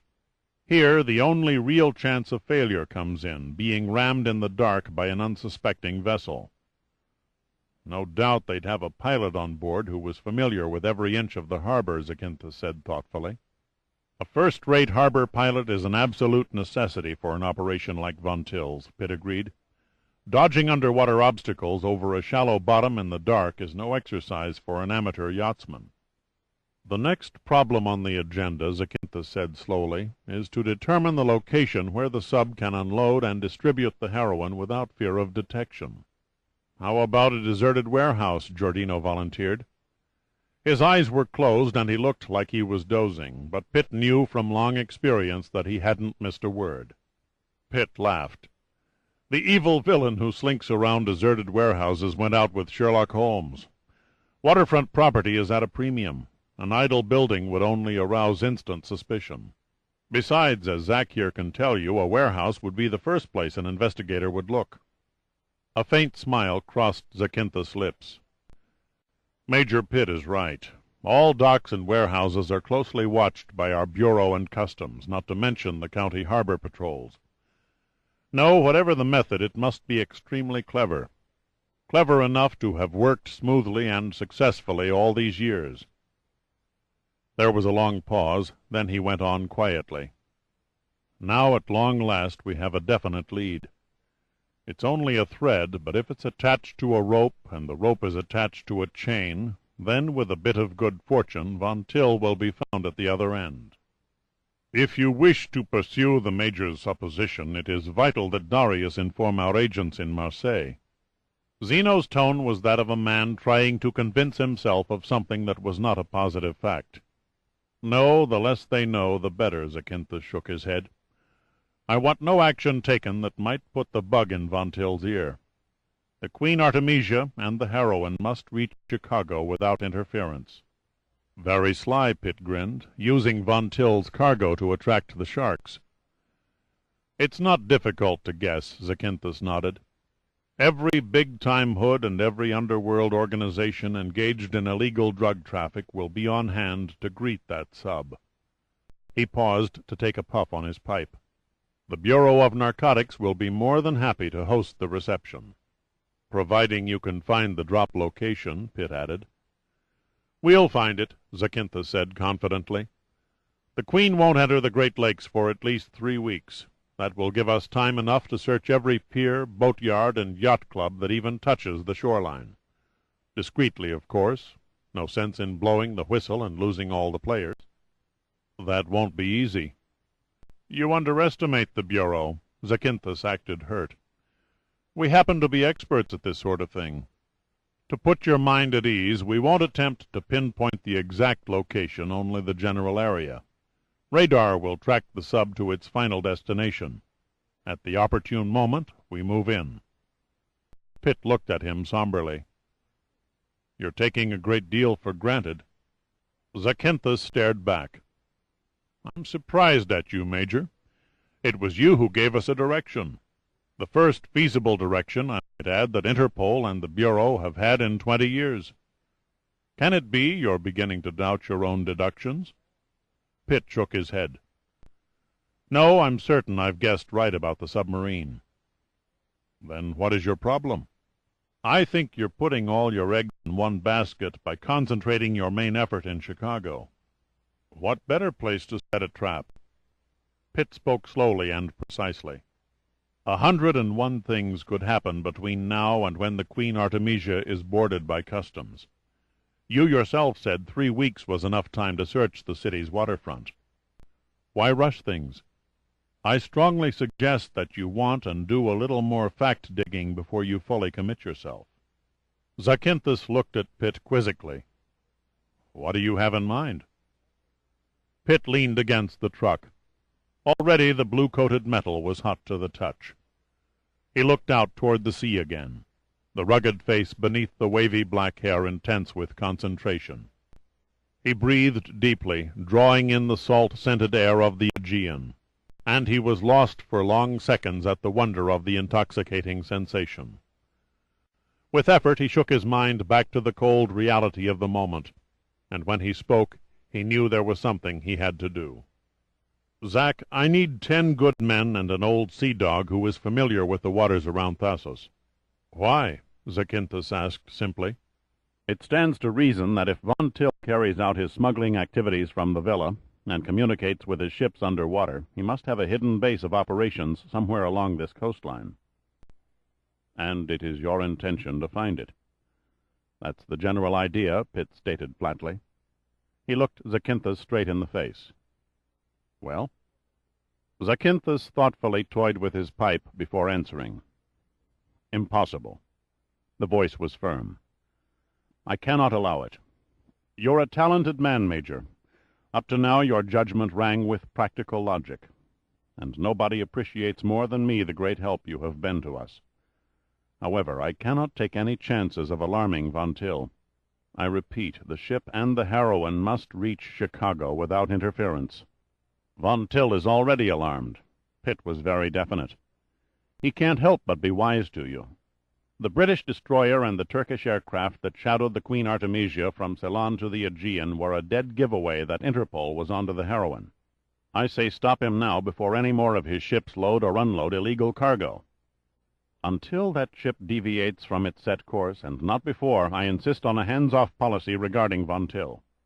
Zakynthos broke off for a few seconds, then he went on quietly. "You must understand. Colonel Zeno, Captain Darius, and myself are narcotics men. If we are to do our job efficiently, we cannot concern ourselves with white slavery, stolen gold, or illegal transportation of known criminals. It sounds cruel and heartless, I admit, but Interpol has other good men and departments who specialize in these crimes. And they would say the same thing if this particular ship carried a cargo that was under their jurisdiction. No, I'm sorry, we may lose Von Till in the end, but at that we'll lock up the biggest illegal drug distributors in North America, not to mention drastically cut the outside flow of heroin." There was a short period of silence, then Pitt exploded angrily. "Bullshit! If you round up the heroin, the submarine and its crew, and every dope peddler in the States, you still won't stop Von Till. The minute he finds new buyers, he'll be back with another boatload of drugs." Pitt waited for a reaction. There was none. "You have no authority over Giordino and me," Pitt continued. "Whatever we have to do from here on in, we'll do it without any cooperation from you." Zakynthos' lips were pressed tightly together. His eyes stared fiercely at Pitt, then he glanced at his watch. "We're wasting time. I have only 1 hour to get to the Kavala airport and catch the morning flight for Athens." He pointed his pipe at Pitt like a gun. "I dislike losing arguments, but you leave me no alternative. My regrets, Major. Though I am deeply in your debt, I must once again place you and Captain Giordino in custody." "The hell you will," Pitt said coldly. "We're not going to oblige." "You will suffer the indignity of forcible arrest if you don't." Zakynthos patted a holstered .45 automatic that clung to his hip. Giordino lazily rose from the ground and grabbed Pitt by the arm. He was grinning. "Don't you think this would be a pretty good time for Giordino the Kid to practice his quick draw?" Giordino was wearing a T-shirt and khaki pants. There was no sign of a telltale bulge. Pitt was mystified, but his confidence in his old friend was firm. He looked at Giordino with a mixture of hope and suspicion in his eyes. "I doubt if you'd ever find a more opportune moment." Zakynthos unsnapped the holster flap over the .45. "What the devil have you got up your sleeve this time? I must warn you—" "Wait." The rasping voice came from Darius. "If you please, Inspector." The murderous intent. "I have an account to settle with these two." Giordino was not to be hurried. He ignored the threat from Darius and spoke as calmly as if he were asking Pitt to pass the potatoes. "My cross-draw is sheer art, but actually I'm faster from the hip. Which would you like to see first?" "About now," Pitt said, more curious than amused, "I'd settle for a fast draw from the crotch." "Stop! Enough!" Zakynthos gestured with his pipe irritably. "I suggest you be sensible and cooperate." "How do you intend to keep us on ice for 3 weeks?" Pitt asked. Zakynthos shrugged. "The jail on the mainland has excellent accommodations for political prisoners. Colonel Zeno here might be persuaded to use his influence and get you a cell overlooking the—" Zakynthos' mouth abruptly dropped open in mid-sentence. His brown eyes narrowed in helpless rage, and he froze as immobile as a City Park statue.